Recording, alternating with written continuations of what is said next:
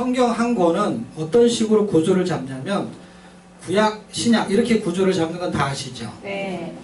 그런데 그것이 문학적으로 정리가 돼서 우리가 갖고 있는 성경에서는 크게 구약에서도 신약에서도 세 개로 분리를 한 것도 아시나요? 첫 번째는 역사서로 분류하고, 두 번째는 시자로 시작하는데 시가서, 세 번째는 예언서라고도 하고 선지서라고도 합니다. 같은 의미로 이해하시면 되고요. 그랬을 때 이 분류되는 그 의미를 이해하시면 가장 좋습니다. 이와 대칭하게 신약도 거의 같은 대칭되게 세 개로 분류가 돼요. 그래서 일단 구약을 이해하시면 신약은 이해하기가 굉장히 쉬워요. 그래서 일단 하나를 떨어뜨리는 게 가장 좋습니다. 그럴 때 일단은 세 개의 구조가 중심축을 잡아주는 걸 기억하세요. 구약이 총 몇 번인지 혹시 아시나요? 39. 그럼 3 곱하기 9는 27. 두 개를 더하면 66. 그런데 3 곱하기 9의 정답이 27이잖아요. 그러니까 39번의 정답은 어디에 있다? 27에 있다. 이런 뜻이 되는 거예요. 그래서 구약의 정답은 항상 신약에 있는 그 느낌을 갖게 됩니다. 그런 의미로 구약에서의 문제를 잘 파악하고 이해하시면 좋은데요. 세 개의 덩어리 중에 가운데 있는 것이 무슨 서라 그랬죠? 시가서죠. 시가서가 몇 권인지 혹시 아시는 거예요? 5권. 네. 뭐부터 시작하죠? 욥기, 시편, 잠언, 전도, 아사. 이 5권이 중심축이 돼요. 그러면 시소를 생각하세요. 시소. 이걸 지금 제가 설명하는 거는 그냥 외우게 하는 설명을 하려는 거예요. 그냥 머릿속에서 외워지는 거예요. 외워버려야 돼, 그냥 이거는요. 그러니까 성경 공부를 집에 가서 또 하는 거는 공부가 아니에요. 왜냐하면 잊어버려. 그렇게 공부하는 거는요, 그 다음날 되면 자꾸 잊어버려져요. 계속 공부를 하는데도 잊어버리는 것은 그것이 내 것으로 정리되지 않았기 때문에 잊어버리는 거예요. 몰라서 잊어버리는 건 아니에요. 그래서 이거를 내 것으로 만드는 데는 소화를 시켜내야 되거든요. 그럴 때 어떤 방식이 나한테 가장 좋냐 할 때 그 방식은 다양해요. 그런데 여러 다양한 성경 공부의 방식 중에 제일 내가 기억하기 좋은 방식이 걸려들면 그게 자기한테 좋은 프로그램이 될 것입니다. 근데 이미 우리가 살아왔던 생활 습관에서 기억력을 갖게 되면 아주 좋습니다. 시소를 타보셨나요? 네. 네, 시소를 타봤으니까 이게 기억하기 좋을 거예요. 가운데 중심축이 있죠, 시소에는요. 그렇죠? 중심축이 있고 어디 한 군데 양쪽에라도 무거우면 기울어지게 돼 있죠. 근데 시소에 아무도 타지 않았을 때는 동일한 선상을 유지해야 되겠죠. 그래서 이 성경의 구약이 5권이 중심축일 때 양쪽 날개에 17권, 17권 중심을 잡아줘요. 그래서 안정감 있게 중심을 잡아줘요. 근데 앞쪽에 있는 내용보다 뒤쪽에 있는 내용이 굉장히 어려워해요, 사람들이. 그 뒤쪽에 있는 내용이 선지서에 해당되는 내용이고, 선지서를 크게 둘로 구분하는 건 아시나요? 대선지서, 소선지서. 그럴 때 대선지서가 몇 권이죠? 예. 중심축이 몇 권이라고 그랬죠? 5권. 이 중심축하고 같이 움직이는 거예요. 그러니까 항상 5권씩 나와야 돼요. 대선지서가 5권이 되는 거예요. 그러니까 시가서 5권만 기억하시면 대선지서는 무조건 5권이에요. 그 다음에 나머지는 12권이 되겠죠. 그러면 역사서도 17권인데 5권이 앞에 나와야 되죠. 그렇죠? 그랬을 때 이게 전체가 역사서예요. 그럴 때 뒤에 있는 선지서도 전체가 선지서인데 대자가 붙고 소자가 붙어요. 그렇죠? 그럴 때 대자의 의미는 분량이 많다라는 의미였고, 소자는 분량이 적다라는 의미예요. 그럼 여기도 똑같아요. 대역사서가 있고 소역사서가 있는 거예요. 아무도 그렇게 말하지 않지만 이렇게 기억하셔야만, 그리고 틀린 얘기가 아니에요, 절대로. 왜냐하면 이 뒤에 대자 소자 붙은 것도 별 의미가 없는 거죠. 그렇죠? 다 마찬가지예요. 이 앞쪽도 대자 소자를 붙일 때 보세요. 대역사서 그럴 때 분량이 많아요, 적어요? 많죠. 소역사서는 분량이 적어요. 그렇게 외우는 거예요. 그럼 여기도 5권, 12권 이렇게 진행이 되죠. 그럼 사람들이 헷갈려하는 부분이 어디냐면, 이제 앞부분에서 10분 정도 복습을 해요. 계속 반복적으로 해줘요. 전체적인 초점을, 구조를 잡게 만들 거예요. 이 과정을 통해서 목적한 바가 있는 걸 설명하는 거예요. 그러면 맨 뒷시간에 여러분 지난주에 나눠준 종이 한 장 있죠? 네. 그것 가지고 시대를 정리하는 거야. 시대를 정리하는 거에 창조 과정사에 대해서 내 생각으로 통분하고 포기하고 침묵하면 안 된다. 왜? 복음 교회 시대가 영원하기 때문이다. 그러면 13시대가 지나가요. 자 보세요. 창조 과정사 그럼 5시대예요. 그 다음 중간에 나머지가 5시대예요. 그리고 신약이 3시대예요. 물론 시중에 만들어진 신약은 2시대예요. 교회 시대까지. 영원 시대는 교회 시대에서 계시록만 떼어가지고 영원 시대를 하나 더 제가 붙여서 만든 것 뿐이에요. 그러니까 13시대 중에 3시대는 신약에 해당되는 거고 10시대가 구약에 해당되는 건데 구약 중에서 창조 과정사는 성경이 어떻게 흘러가냐면 창세기, 출애굽기, 레위기, 민수기, 신명기, 여호수아, 사사기, 룻기까지 4사시대로 끝나요. 그리고 나머지가 5시대인데 5시대에서 통일왕국, 분열왕국을 합쳐서 왕국시대라고 해요. 왕정시대. 그리고 포로시대, 포로귀환시대는 그냥 포로시대예요. 그리고 침묵시대죠. 침묵시대는 사실 연대기로 공부하지 않는 이상에는 성경의 내용이 없죠. 그러면은 이 4시대만 성경이 있겠죠. 4시대 중에서도 2개씩 묶으면은 하나는 왕정시대, 하나는 포로시대가 되겠죠.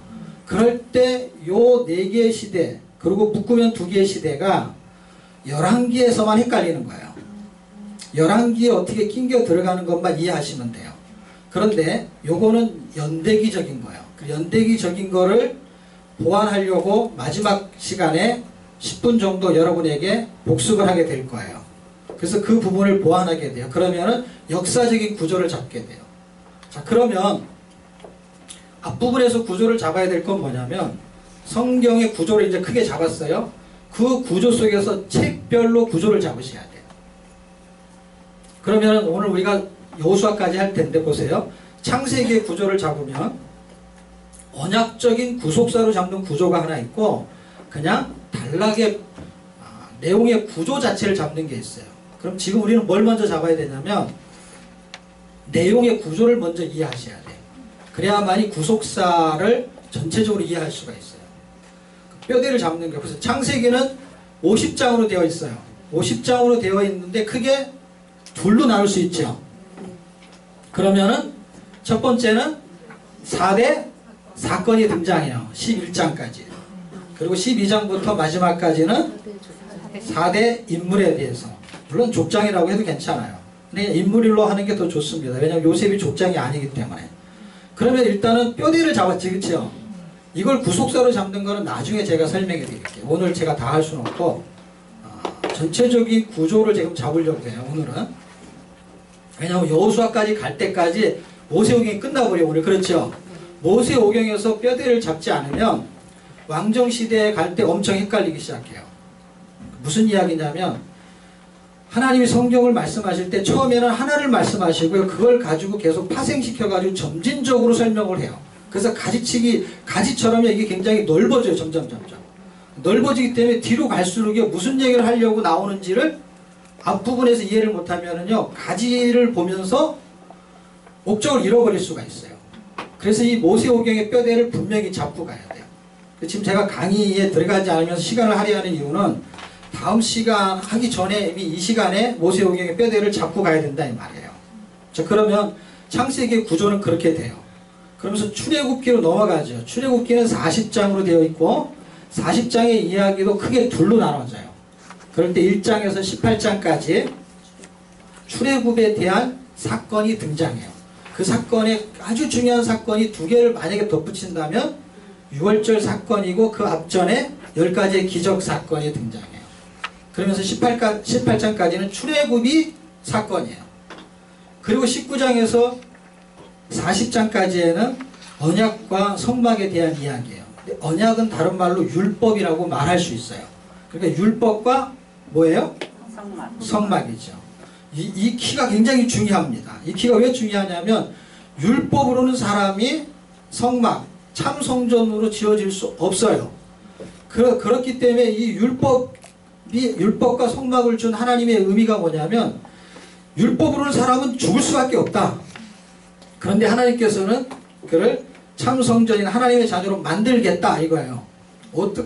어떻게 하면 그렇게 만들 수 있는지를 레위기의 제사법으로 설명하게 됩니다. 그래서 레위기의 제사법이 1장에서 27장으로 형성되어 있죠. 레위기는요.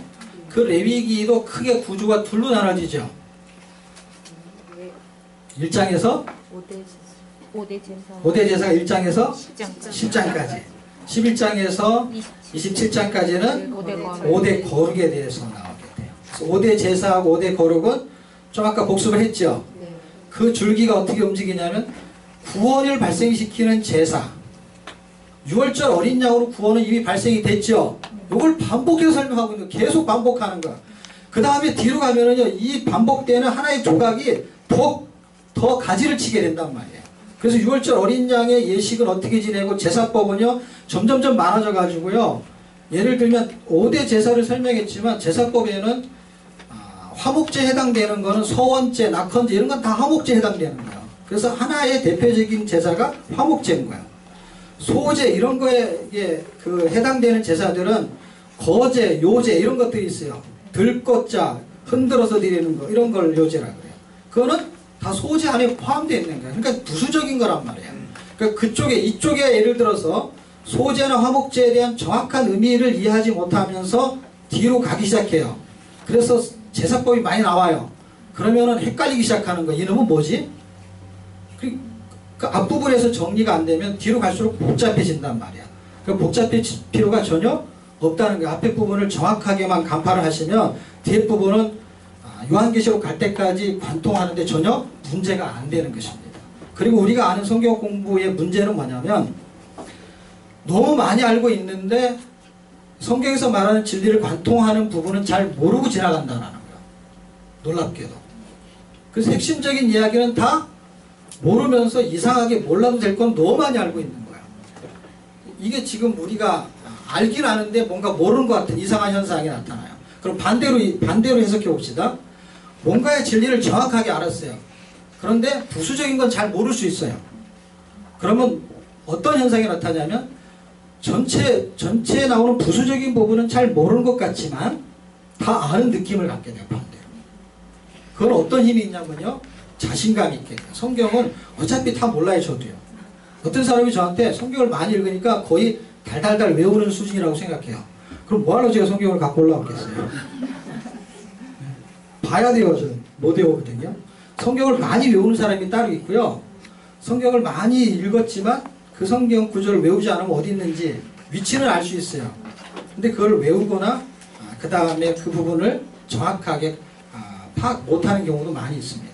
저 같은 경우는 성경을 빠른 속도로 읽었기 때문에 어디 있는지만 알지 그걸 제가 외우지는 못합니다.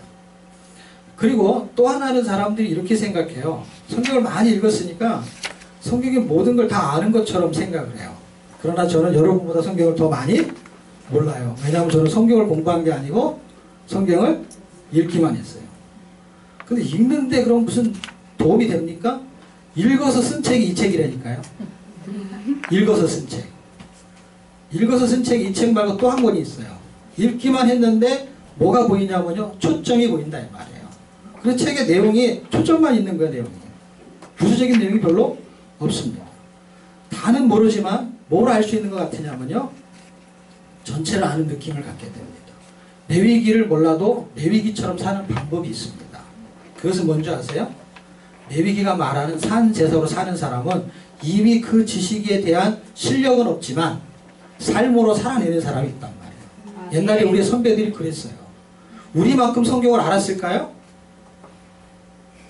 우리의 부모님 세대가 콩나물 장사하는 권사님이 성경 공부할 시간도 없었고 하나님의 은혜 속에서 구원의 진리를 깨달은 그런 분들이 지금처럼 신학이 발달하지도 않았을 당시에 그분들은 우리보다 성경을 몰랐을 수 있어요. 그럼에도 불구하고 우리보다 훨씬 더 성경대로 살았습니다. 이상하지 않겠죠? 성경을 잘 모르는데 성경대로 살아요. 우리는 성경을 상대적으로 많이 아는데 성경대로 안 살아. 왜? 안 사라지잖아요. 못 살아. 못 사라지잖아요. 네? 그분들은 살아내는 거예요. 레위기를 몰라도 레위기처럼 살 수 있는 방법. 진리를 알게 되면 그 진리가 우리를 그런 삶으로 인도하게 될 것입니다. 자, 레위기가 그렇게 전개가 되고요. 그 다음에 민수기. 민수기도 1장에서 36장까지 있는데 여러분 성경 중에 여자가 쓴 성경이 한 2권 나와요. 구약 성경에. 혹시 아십니까? 에스더. 예레미야가. 네, 예레미야가. 또 여자가 쓸 뻔했어요. 근데 남자가 썼어. 그건 아깝게도. 네, 룻기. 또 한 권이 있는데 네, 그게 민수기예요. 한국 사람이 썼다는 말. 민수기. 한국 사람이 썼다는 말도 있는데 여자가 썼냐 남자가 썼냐 이게 이란서 쌍둥이였어가지고요. 발음 따라서 남자가 됐대요. 우리 계 청년은 남자가 썼다고 생각해요. 그래서 누가 썼냐고 물어보니까 민수가 썼대. 자매가 썼다고 생각하는 사람은 민수기가 썼대. 민수기가 그만큼 아주 친근감이 있는 책이에요. 한국 사람이. 그런데 이 민수기의 내용이 36장까지의 내용이 굉장히 심플해요. 38년. 약 38년의 이야기를 다루고 있는데 왜 38년이냐면 앞쪽에 출애굽기에서 1년을 잡아먹어요. 레위기하고. 그리고 뒤쪽에서는 신명기 쪽에서 모압 땅에서 1년 잡아먹어요. 물론 1년 이상 걸리진 않아요. 그냥 양쪽을 1년씩 띄면은 38년이에요. 그리고 민수기는 38년의 이야기라고 신명기가 증명을 해요. 38년의 이야기가 전개돼요. 그런데 1장서부터 1년, 2년, 3년, 4년 이렇게 한 장씩을 1년씩만 쳐도 38장이 돼야 돼요. 그렇죠? 그런데 1장에서 10장까지는요. 2달이 안 지나가요. 10장인데 2달이 안 지나가면서 10장은 준비 시간으로 지나가요. 광야를 진입하기 위한 준비 과정으로. 그리고 10장이 지나가니까 서론이겠죠. 그리고 26장에서 36장은 2세대를 그 계수를 하죠. 계수하고 이제 모압 땅에 거의 도달했을 때니까 이건 몇 개월 안 남은 상태죠. 그럼 26장에서 36장까지는 이것도 1년도 아니에요. 이것도 길어야 한 3개월.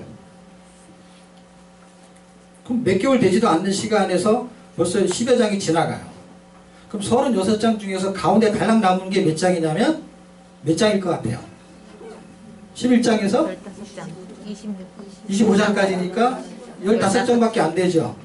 15장에서도 38년이 지나가는데 사건은 5가지밖에 안 나온단 말이에요. 11장에서 25장까지 음식에 대한 문제와 질병에 대한 문제가 지나가요.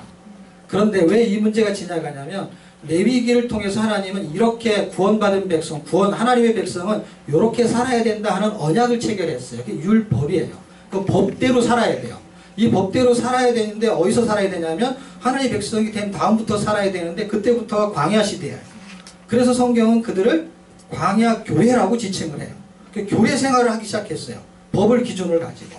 그들이 생활하니까 기준이 뭐였냐면 이제 구원은 발생했잖아요. 그렇죠? 그러니까 거룩법에 대한 것만 적용을 하니까 5가지만 나오게 되는 거예요.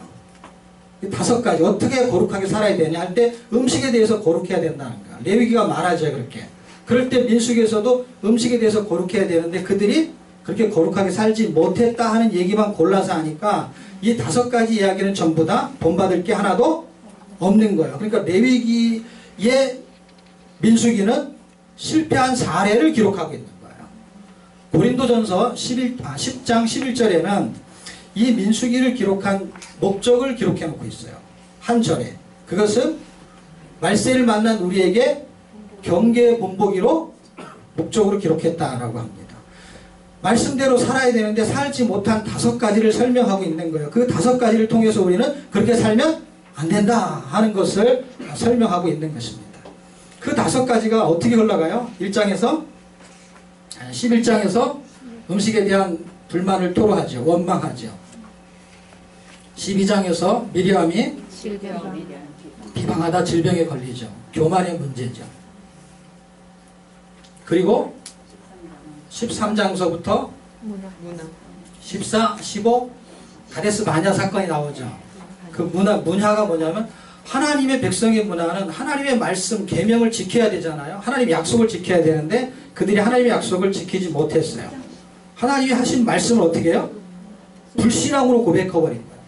하나님이 저 땅을 주겠다라고 했는데 어떻게 해요? 우리 힘으로는 그 땅을 얻을 수가 없다라고 생각한 거예요. 그래서 신앙 고백을 하지 못해요. 단지 누구만 해내요? 여호수아와 갈렙만 그 고백을 해내게 됩니다. 그 문화에 대해서 그렇게 살아내지 못한 사례를 설명합니다. 그게 큰 이유가 되죠. 그게 계기가 돼서 40년이라는 시간을 그들이 광야에 살게 되게 되죠. 그만큼 문화가 굉장히 중요한 초점을 잡고 있는 거예요. 책에서도 의미를 굉장히 크게 부여합니다. 그리고 직분에 대한 이야기는 16장에 가면 고라단 사건이 나오죠. 16, 17, 18 쭉 가다가 20장쯤 가게 되면은 무리바 사건이 나오죠. 그래서 지도자가 혈기를 부리는 사건을 통해서 거룩을 나타내지 못해요. 그래서 16장에서 20장까지는 직분에 대해서 거룩을 나타내지 못한 사건이 등장하게 돼요. 그리고 21장에서 25장까지는 이제 절기에 대한 건데, 절기는 예배죠. 예배니까 하나님을 섬겨야 되죠. 하나님을 섬겨야 되는데 그들이 발람의 꾀에 빠져갖고 우상을 섬기죠. 그 우상을 섬기는 그 이야기가, 마지막 이야기가 오늘부터 해야 될 이야기예요. 그래서 오늘부터 해야 될 이야기, 거기를 한번 보겠습니다. 지금 여기서부터 설명한 게 이제 지나가는 거예요. 시내산 언약, 신명기의 개관은 이렇게 시내산 언약하고 새로운 언약, 지금까지 설명한 거를 이 파워포인트로 간략하게만 이렇게 짚어드릴게요. 시내산 언약, 시내산 언약의 과거의 역사와 현재 율법이 지나가고요. 그리고 새로운 언약이 신명기 27장에 33장에 지나가게 됩니다. 지금 민수기까지 제가 설명을 했죠. 자, 신명기에서는 세 가지의 설교문이 등장하는데요. 첫 번째 설교가 1장에서 4장까지요.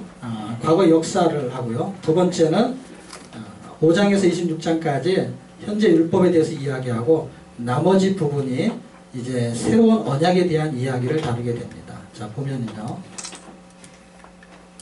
신해산 언약에서 두 개의 시대가 흘러가고요. 마지막은 새 언약과 옛 언약에 대한 대조적인 설명을 하게 됩니다. 신해산 언약은요, 현재 율법, 과거의 역사와 현재 율법에 대한 이야기를 다루게 됩니다. 과거의 그 역사를 통해서는 자신을 보게 만드는 눈을 열어주게 됩니다. 그래서 역사는 이렇게 중요한 의미를 가지고 있고요. 현재 율법은요, 율법과 복음의 차이점을 알게 하는 그런 지식을, 깨달음을 주게 됩니다. 새로운 언약은요, 새 언약을 통해서 하나님을 경외하는 비밀을 발견하는 내용을 다루게 됩니다. 여호수아서에는 크게 12장까지 정복전쟁, 13장에서 24장까지 기업분배 두 단락으로 나눌 수 있고요. 정복전쟁 안에서 이제 사건이 발생하게 되는데 그 부분은 이제 요일에 들어가서 설명하도록 하겠습니다. 여호수아는요, 완전히 정복하는 게 목적이고요. 정복을 위해서는요, 예수 그리스도가 등장해야만이 정복할 수가 있어요. 그거는 출애굽기와 신명기의 내용을 통해서 확인해 보도록 하겠습니다. 정복전쟁에 모세가 정복전쟁을 하기 시작하기 전에 모세는 그 전쟁에 투입이 안 되죠. 모세와 여호수아의 그 간격의 의미가 구속사로는 어떻게 설명하냐면요. 모세가 가나안에 들어가지 못하는 이유는 모세는 율법의 대명사로 율법으로는 가나안 땅에 들어갈 수 없는, 천국에 상징하는 천국에 들어갈 수 없는 그 의미를 설명하는 거예요. 그냥 가나안 땅에 들어가는 게 구원으로 설명하게 되면은 모세는 구원 못 받은 게 돼버리잖아요. 그렇죠? 그래서 그런 의미에 대한 설명이 아니거든요. 구속사의 의미라는 거는 뭔가를 설명하려는 데 의미가 있어요. 그 내용을 담아내는 것이죠. 그랬을 때 여호수아는 그리스도를 예표하는 것으로 은혜와 진리, 그래서 이름 자체에도 예수라는 이름의 뜻을 갖고 있어요. 그럼 모세라는 의미는 모시스, 물에서 건져내다, 건전하다라는 어떤 구원받은 어떤 상태에 대한 설명을 해주는 의미를 굉장히 많이 포함하고 있고, 이 모세도 역시 예수 그리스도를 예표해요. 사역으로. 왜 우리가 헷갈리냐면 모세가 예수 그리스도를 예표하면 계속 끝까지 모세로 쭉 가면 되잖아요. 그런데 어디까지는 모세가 예표하는 이야기를 하고 그 선을 긋고 나머지 또 여호수아가 바톤을 이어가서 가는데, 여호수아가 예수 그리스도를 예표하면서도 여호수아는 또 그냥 여호수아예요. 그 성경은 어떤 이야기를 하냐면 예수 그리스도를 예표하면서 인간의 모습을 그대로 드러내요. 다윗이 예수님을 예표해요. 그러면서도 다윗의 죄를 통해서 인간의 모습을 적나라하게 드러내요. 이런 이야기들이 사람들이 헷갈리는 거예요. 왜냐하면 둘 중에 하나로 이해하려면 굉장히 쉬운데 둘 중에 하나로 설명되는 게 아니라 복합적으로 설명을 하고 있어요, 성경이요. 예를 들면 구약이고 신약이고 없이 그냥 한 권으로 말해가지고 진리를 그냥 하나로 설명하면 되는데, 율법이라고 했다가 뭐 옛 언약이라고 했다가 또 새 언약이라고 했다가 복음이라고 했다라고 하니까 엄청 헷갈리기 시작하는 거예요. 그런 것처럼 성경이 왜 그렇게 말하려고 하는지에 대한 의도를 찾아낼 수 있다면 굉장히 심플해집니다. 만약에 여러분이 의도를 이해할 수 있으면 좋은데, 의도가 뭘 것 같아요? 왜 하나님이 저렇게 헷갈리게 말하실까?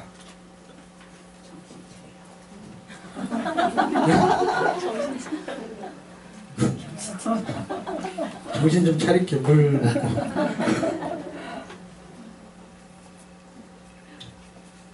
우리 입장에서 보면 헷갈리는 것 같은데 사실은 하나님이 우리의 입장을 가장 잘 알고 계신 분이기 때문에요, 우리의 입장을 생각하셔서 저렇게 하신 거거든요. 그 이유는 간단합니다. 저렇게 하지 않으면 사람이 도대체 이해할 수 없기 때문에. 자 보세요. 저렇기 때문에 우리가 이해가 안 되는 것 같아요. 반대로 이해해 보세요. 저렇게라도 안 하면 사람은 절대로 이해가 안 되는 거예요. 뭔가를 설명해야 되는데 하나님의 실체를 어떻게 설명해? 하나님이 그냥 그대로 나타나면 사람은 다 죽어버려요. 그러니까 실체를 설명해야 하는데 실체를 사실대로 설명할 수가 없는 거예요. 그래서 어떤 모형을 띄워야 되고 어떤 그림자를 보여줘야 되는데, 그 그림자를 보여주는 거와 실제의 차이의 간격을 사람들이 이해하지 못하는 게, 그 당시에도 이해를 못했고요, 지금도 이해를 못해요. 이건 하나님의 은혜라고 밖에는 말할 수 없는 거.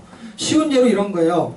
이스라엘 백성들이 계속해서 하나님의 약속을 받고 저런 이적과 기사의 삶을 살아왔어요. 그리고 계속해서 메시아를 기다렸어요. 그래서 메시아가 올 것을 이 사람들이 다 알고 있었어요.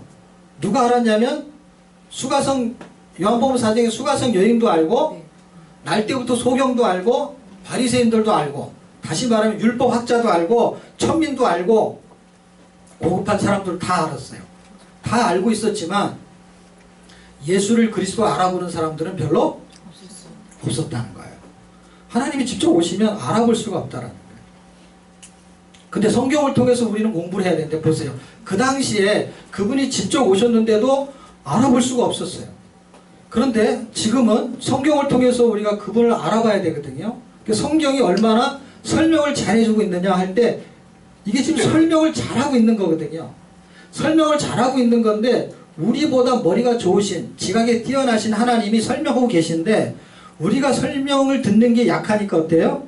이 말 자체를 이해할 수가 없는 거예요. 그래서 성경은 뭐라고 했냐면, 눈으로 봐도 믿지 못하고 마음으로도 깨닫지 못하고 들어도 듣지 못하고, 그런 존재에게 하나님이 나타나셔가지고 그걸 깨닫게 하시는 작업을 하거든요. 그 작업을 통해서 사실 우리 구속사를 달달달 외워서 공부한다는 건 사실 별 의미는 없어요. 앞부분에 예를 들어 제가 구조를 잡아주잖아요. 사실 구조를 잡아줘서 머리가 좀 시원한 것 뿐이죠, 구조 때문에 예수님이 보일 일도 없습니다. 절대로 보일 일 없어요. 그리고 구조가 잘못 잡히면 예수님을 거기다 가둬두기 시작해요. 가둬두고. 제가 성경을 읽을 때는요, 구도 자체가 전혀 없는 상태에서 읽었거든요. 무슨 이야기냐면 성경 자체를 그대로 받아들이는 것이 가장 구조가 정확한 구조고요, 가장 정확한 안목으로 성경, 예수를 볼 수 있는 잣대가 돼요. 그러니까 여러분이 여기서 제가 가이드해 주는 정도에 너무 목숨 걸 필요가 없어요. 왜냐하면 성령이 가이드해 주는 거에 끌려가지 않으면요, 들어도 무슨 말인지 몰라요. 그리고 구조를 잡아도 그 구조 잡은 것 가지고 제자 훈련을 시키죠. 예수로 제자 훈련 시키지는 못해요. 그래서 허당이 되는 거예요. 허당. 실력이 대단한데 허당인 거예요. 그건 굉장히 중요한 거예요. 한국교회 굉장히 중요한 문제점이에요. 제가 지난주에 그 국민일보하고 인터뷰 해가지고요. 어제 나왔나요? 기사가? 어제 대문짝만 이렇게 나왔어요. 이렇게 나왔는데 내가 볼 때는 대문짝만 거의 한 페이지 가까이. 근데 거기서 질문하더라고요. 한국교회의 그 강단의 위기가 뭐냐고. 그래서 제가 한 말이 뭐냐면요. 너무 잘 가르치는 사람이 많아요. 성경을요. 그리고 성경을 너무 조직적으로 잘 배워요. 그런데 생명력이 없어요. 생명력이 없는 건 뭔지 아세요? 성경을 공부만 한 거예요. 예수를 먹어보질 않았어요. 예수를 만나보지 않았어요. 그분을 눈으로 본 적도 없고 마음으로 깨달은 적도 없고 귀로 들은 적이 없어요. 물론 당연히 여기 나타나지 않으니까. 그런데 성경을 통해서 눈으로 볼 수 있고요. 귀로 들을 수 있고요. 그분을 느낄 수 있어요. 왜냐하면 성경은 그분의 말씀이고 그분 자체를 말씀하는 거예요. 그런데 우리는 공부만 했다는 게 무슨 뜻이냐면요. 사과를 먹어본 사람만이 사과 맛을 알아요. 그런데 안 먹어봐도 아는 방법이 있어요. 그런 방법 알고 싶지 않아요? 안 먹어봤는데도 어떻게 그 맛을 알 수 있죠? 먹어본 사람한테 들어보면 돼요. 이게 한국교회의 아주 중요한 현실입니다. 그래서 사과 맛을 본 사람한테 제자 훈련을 받아서 정답을 다 들었어요. 그래서 진짜 먹어본 사람이 있고 안 먹어봤지만 정답을 아는 사람이 있어요. 그래서 예수 믿으면 구원이라는 그 정답을 다 알고 있음에도 불구하고 예수 믿은 사람이 없어요. 어떻게 하면 구원이라는 거를 공부를 다 했지만 구원받지를 못하는 사람도 있을 수 있다 이 말이에요. 그리고 성경 공부의 내용도 마찬가지고. 그래서 시험을 보면은 다 100점을 맞아요. 그런데 너무 놀라운 사실은요. 사과만 얘기를 그 다음 주에 또 하잖아요. 그러면은 그 공부를 정확하게 해낸 사람, 사과를 먹어보지도 않고 그 맛을 정확히 알아내는 사람들이 신경질을 내기 시작해요. 그 다음 주에 또 사과만 얘기를 해요. 사과 맛은 시큼하기도 하고 달고도 하고. 그럼 사람들이 뭐라 그러는 줄 아세요? 내가 다 안 되니까요. 다 안 되니까. 그리고 막 신경질을 내요. 그런데 사과만 얘기를 계속 하는데도 신경질 안 내는 사람이 있어요. 바보 같은 사람들이 있어요. 그런 사람들이 어떤 사람인지 아세요? 사과를 먹어본 사람이죠. 먹어본 사람들은요. 사과 맛을 내면요. 느낌? 아니까. 느낌을 하는 거예요. 그래서 사과만 얘기를 하면은요. 사과가 지금 없는데도요. 먹어봤던 사람은 침을 흘려요. 안 먹어본 사람은요. 신경질을 내요. 그리고 그 사람들이 요구하는 게 뭔지 아세요? 이제 다른 거 해달라는 거예요. 다른 거. 성경에 다른 얘기가 없어요. 예수 얘기 빼면은 할 얘기가 아무것도 없어요. 사과 맛은 제가 예수 얘기를 사과 맛으로 설명한 거예요. 다른 얘기를 해달라니까 다른 얘기 뭔지 아세요? 배 맛은 어떠냐는 거예요. 배 맛은. 바나나 맛도 좀 얘기해달라는 거예요. 이게 과일 이렇게 많은데 맨날 왜 사과 맛만 얘기하는 거예요. 예수를 만나보시고 예수를 먹어보시고 성경에서 예수 그리스도가 어떤 분인지를 알게 된다면 우리는 교회의 종소리만 나도 가슴이 두근두근 그리고 눈물이 나고 예수 그리스도 십자가 얘기만 하면요 이게 그냥 흥분이 되고 그리고 공부만 한 사람들은요 그런 얘기하면 신경질을 내요. 신경질을 내고 다른 얘기를 계속 해달라는 거예요. 우리에게 생명력이라는 것은요 그리스도의 생명력을 불어놓는다면 저 전복정제 안에서도요 그리스도의 생명이 엄청나게 흘러가고 있거든요. 제가 시간 안에 설명을 다 못할까봐 사실은 다 못해요. 왜 못하냐면 신명기와 여호수아 두 권의 그리스도의 생명이 얼마나 깊이 있게 흘러가는 줄 아십니까? 그 수면에 내려가는 데 시간이 걸려요. 그것을 여러분은 건져 올려가지고 모양만 설명해달라는 거예요. 그러면은 1시간이 아니라 10분에도 할 수가 있어요. 모양만 설명하는 거예요. 근데 잠수함을 타고 신명기의 그 깊은 구조 속으로 내려가잖아요. 내려가는데 시간이 걸려요. 그리고 그게 나의 삶 가운데 갖고 와서 그 말씀이 나에게 녹아지는데 그 감동이라는 게 필요하거든요. 그런 시간들이.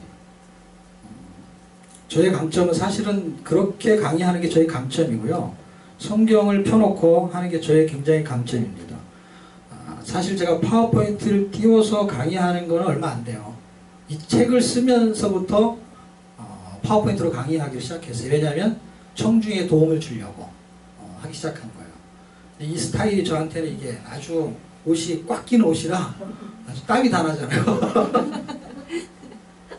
수도 없이 읽은 내용이에요. 강의도 수도 없이 했었어요. 그런데 청중에 따라서 강의가 달라지거든요. 왜냐하면 그때 하나님이 여호수아를 통해서 하시고 싶은 말씀이 다른 걸 제가 느끼거든요. 근데 이 구조 속에서 어떤 틀에 박힌 강의는 그거를 넘어설 수가 없잖아요. 넘어설 수가 없으면 생명력을 잃게 되어버려요. 왜냐하면 구조만 설명해야 되니까. 그런데 이제 한 16주라는 과정을 통해서 우리가 어떤 구조의 틀을 갖게 되면 내용을 감안하는 건 좋은 장점이 있어요. 그 장점을 살리기 위해서 앞부분에서 복습을 하고 뒤에서 시대의 구조를 잡아주는 거예요. 물론 그것도 제가 어떤 형태로 만든 거예요. 그렇지만 그 구조 속에 매이지만 않는다면 여러분은 가장 좋은 걸 발견할 수가 있습니다. 그 부분도 날개를 다는 거고요. 깊이 있게 성경을 볼 수 있는 그런 은혜들이 여러분에게 있었으면 좋겠습니다.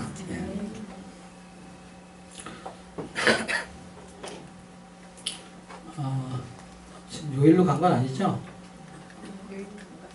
예, 정복전쟁이고요. 전쟁을 통해서 기업을 분배하게 됩니다. 땅을 차지하게 됩니다. 그 이야기가 절반에 해당돼요. 여호수아서. 여기서 굉장히 중요한 의미는요. 땅을 분배하는 땅의 분배의 의미와 안식을 취하게 돼요. 이 이야기는 왜 중요하냐면요. 땅은 보세요. 창세기에 창조시대, 시대를 이해하셔야 돼요. 창조, 과정사, 그러면 5시대가 흘러가요. 룻기까지. 그럴 때 창조시대, 족장시대는 창세기 한 권에 등장해요. 그럴 때 창조시대에 하나님께서 처음 창조하셨을 때 하나님의 계획이 있었어요. 영원한 계획이 있었어요. 그 영원한 계획이 사람과 하나님이 함께 사는 하나님의 영원한 계획을 갖고 계셨어요.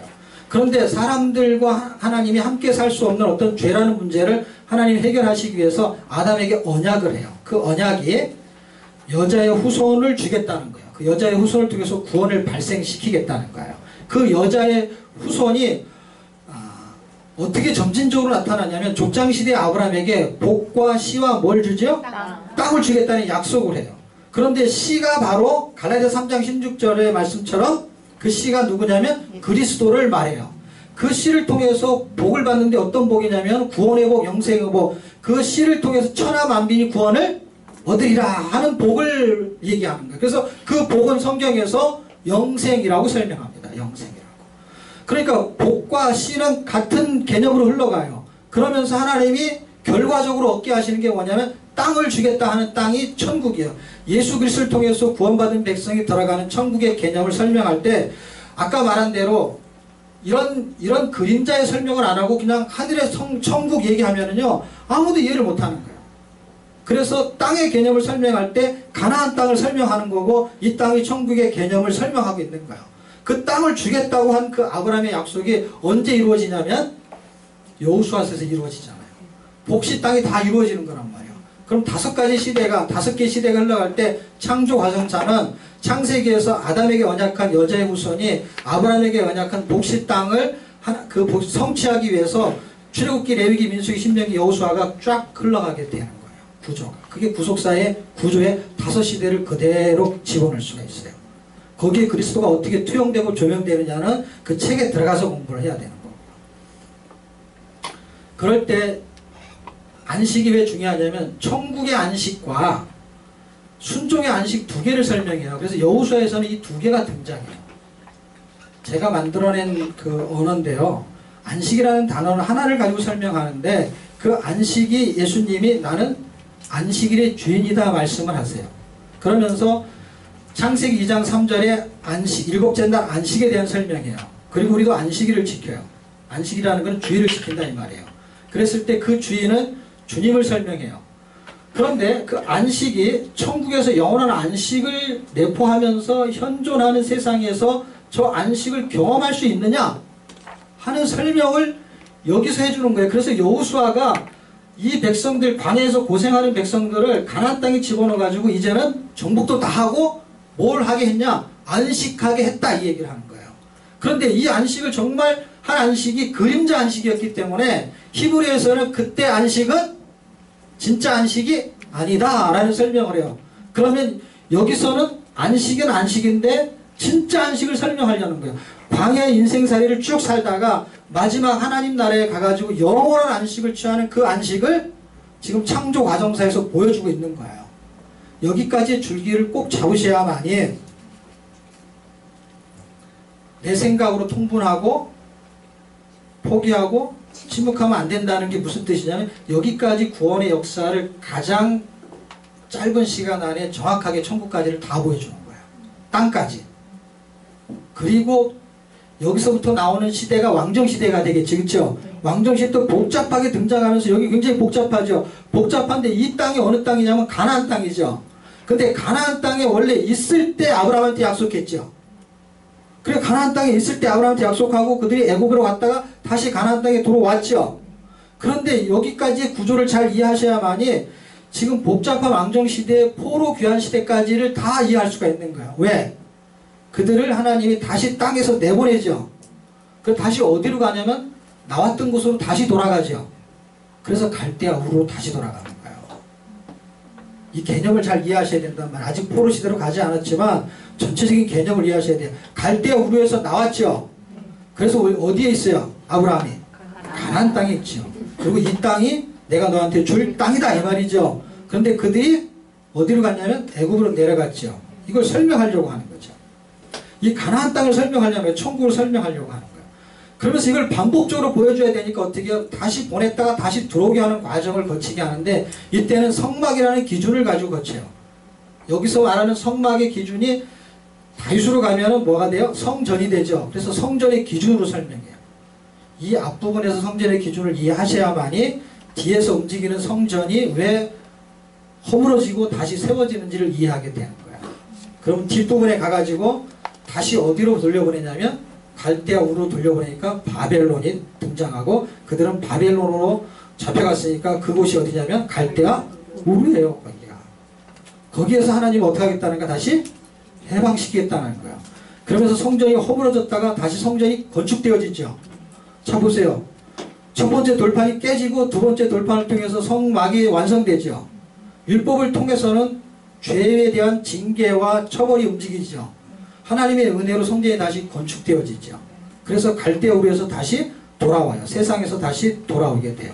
이걸 반복적으로 보여주면서 에스더로 끝나는 거예요. 역사가 에스더로 끝나면서 불임절을 통해서 완전한 하나님의 구원, 부활절의 의미를 거기서 보여주고 역사서가 끝나면서 사실은 성경의 역사는 끝나는 거예요. 왜냐하면 말라기로 끝나는 게 아니라 에스더로 끝난단 말이에요.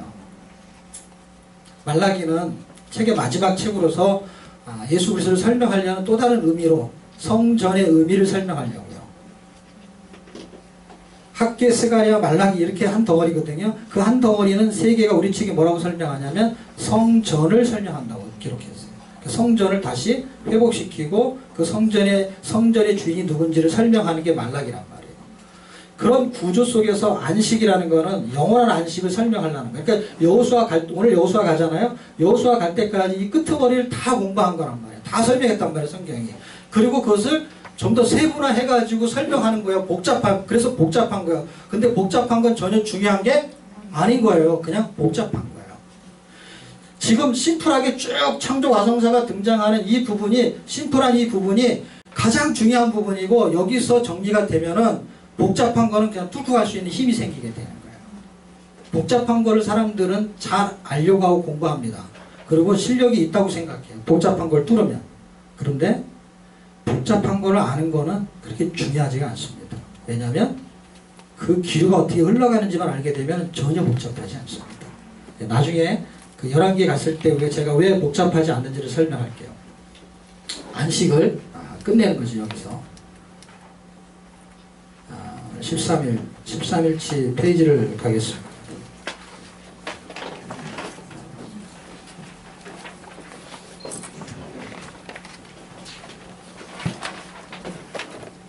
민수기의 뒷부분이거든요.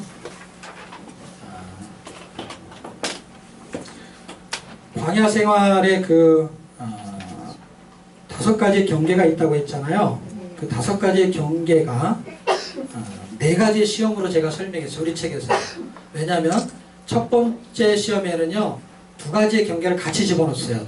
장이 짧아가지고 11장 12장을 음식과 질병을 첫 번째 시험으로 집어넣었어요. 그래서 4가지가 된 거예요. 4가지 시험이요. 다시 말하면 총 5가지예요. 5가지를 기억하셔야 돼요.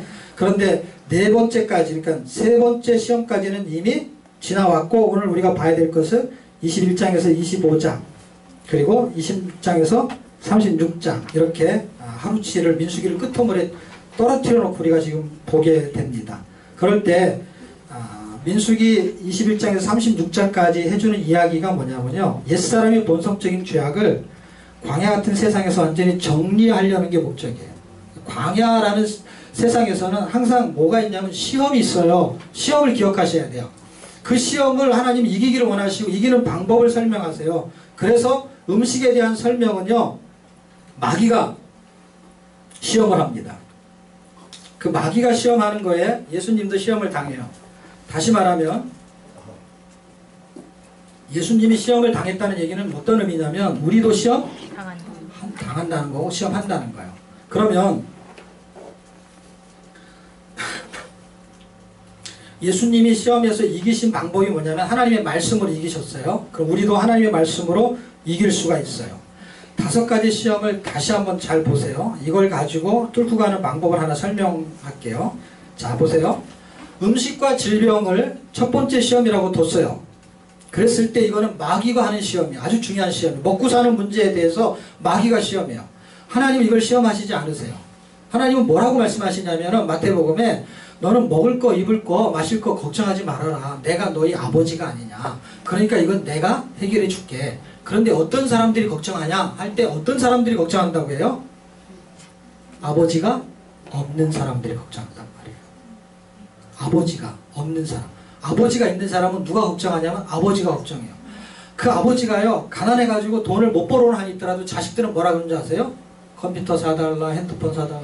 여러분 자녀들은 안 그러세요? 그래요. 지금 사업이 망하게 생겼는지 사업이 잘 되게 생겼는지가 하나도 중요하지가 않아요. 뭐가 통닭이 먹고 싶다는 동, 피자가 먹고 싶다는 동, 그냥 말만 하면은요 부모는 해야 되는 거예요. 그런데 돈을 벌고 장사도 잘 될 때는 그리고 그것만 잘 되는 게 아니라 그 위에 공부도 잘하면 좋은데 공부도 못하고 장사도 안 되고 사업도 안 되고 그런데 아이는 뭘 요구해요? 내가 형편이 어떤지를 전혀 고려하지 않아요. 그는 주구장창 먹을 것을 요구해요. 그 책임은 누가 지느냐? 마태복음에서 예수님이 말했어요. 바울도 그렇게 얘기했어요. 바울도 뭐라 그랬는지 아세요? 부모가 자식의 먹고 사는 문제는 책임진다 라고 기록하고 있어요. 그러면 성경은 지금 우리하고 하나님과의 관계를 부자지간으로 설명하고 있고요. 당신이 우리의 문제, 먹을 문제를 책임지신다고 성경은 분명하게 기록하고 있습니다. 그것을 믿으셔야 돼요. 아멘. 그럼 내가 벌어야 잘 살 수 있는데요. 하나님이 그렇게 벌게 하신다는 걸 믿으셔야 된다. 하나님이 책임지신다는 거예요. 그런데 그 마귀의 시험에 걸려들면은 어떤 결과가 나타나게 되냐면요. 4번째 시험. 4번째 시험 우리 책에서 한번 찾아봅시다.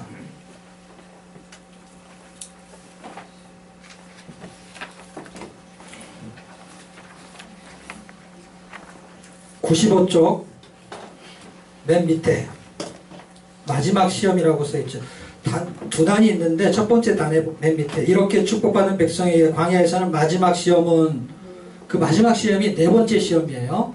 4번째 시험을 지금 하려고 하는데 왜 첫 번째 시험을 등장시키냐면 보세요. 마귀의 시험과 하나님의 테스트를 대조적으로 설명하려고 해요. 이 5가지 중에서. 그럴 때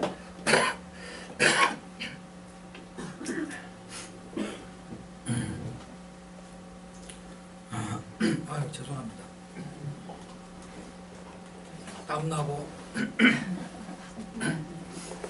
목 잠기고 진도 안 나가고 네. 마귀의 시험을 등장하는 이유는요. 마귀의 시험에 걸려들어서 먹고 사는 문제에 걸려들잖아요. 그러게 되면은요.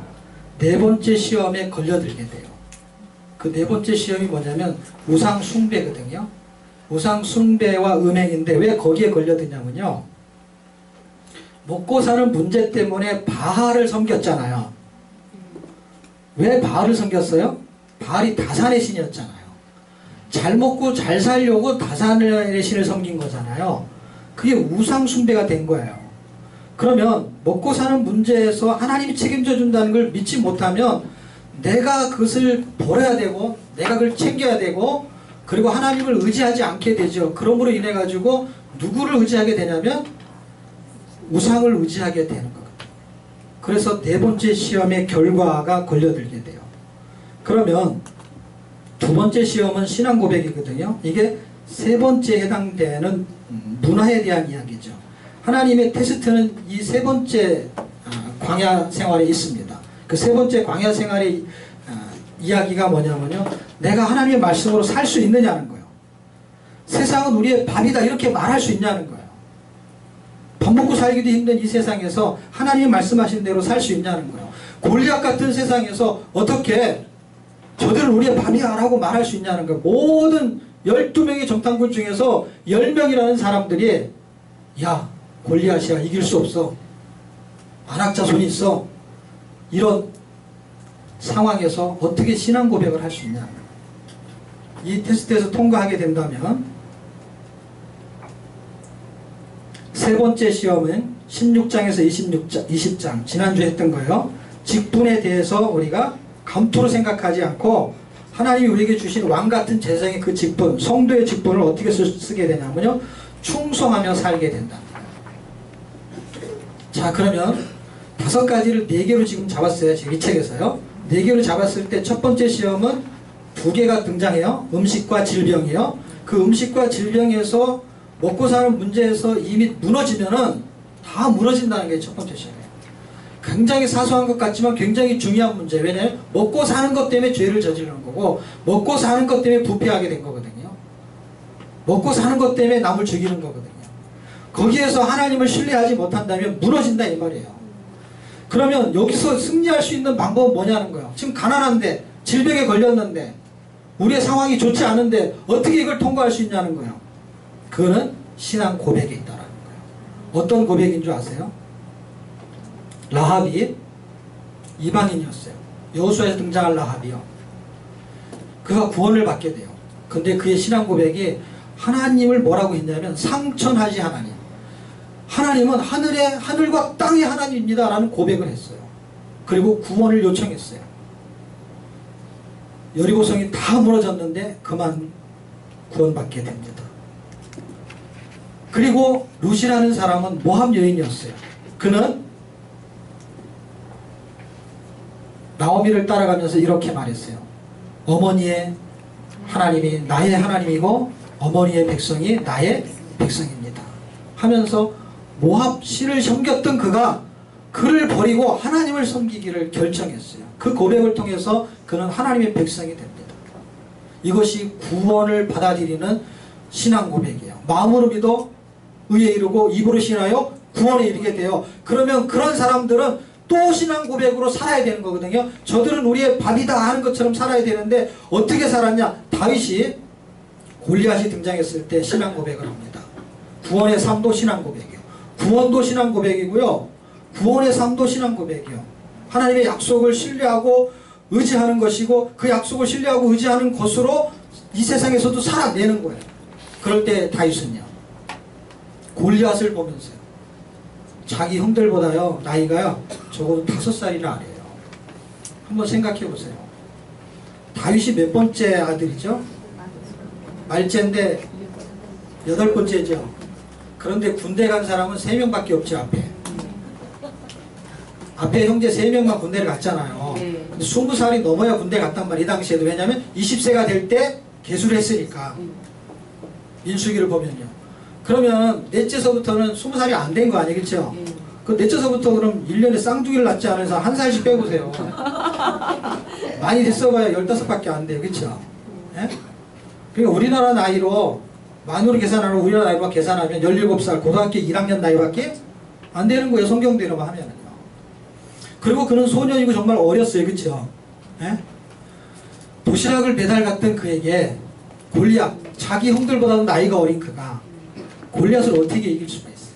힘으로 이긴 게 아닌 거예요. 성경은 지금 힘으로 이기는 것도 아니고 지식으로 이기는 것도 아니고 자기 갖고 있는 재물로 이기는 것도 아닌 거예요. 신앙생활도 그렇다는 걸 설명하는 거예요. 그렇다는 거예요.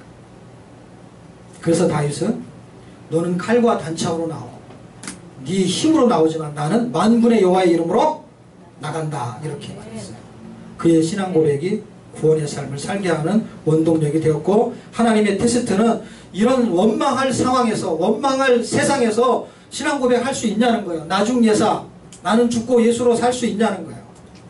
그리고 만군의 여호와의 이름으로 나간다라는 그런 고백으로 말해 볼 수 있냐는 거예요. 다시 말하면 말이라도 할 수 있냐는 거예요. 사는 건 둘째치고 말이라도 해볼 수 있냐는 거예요. 우리는 이렇게 말합니다. 야, 말만 잘한다. 근데 우리 말도 못하잖아. 말도 못하게 말도 못해? 말을 못하게 만들어? 말도 못하게.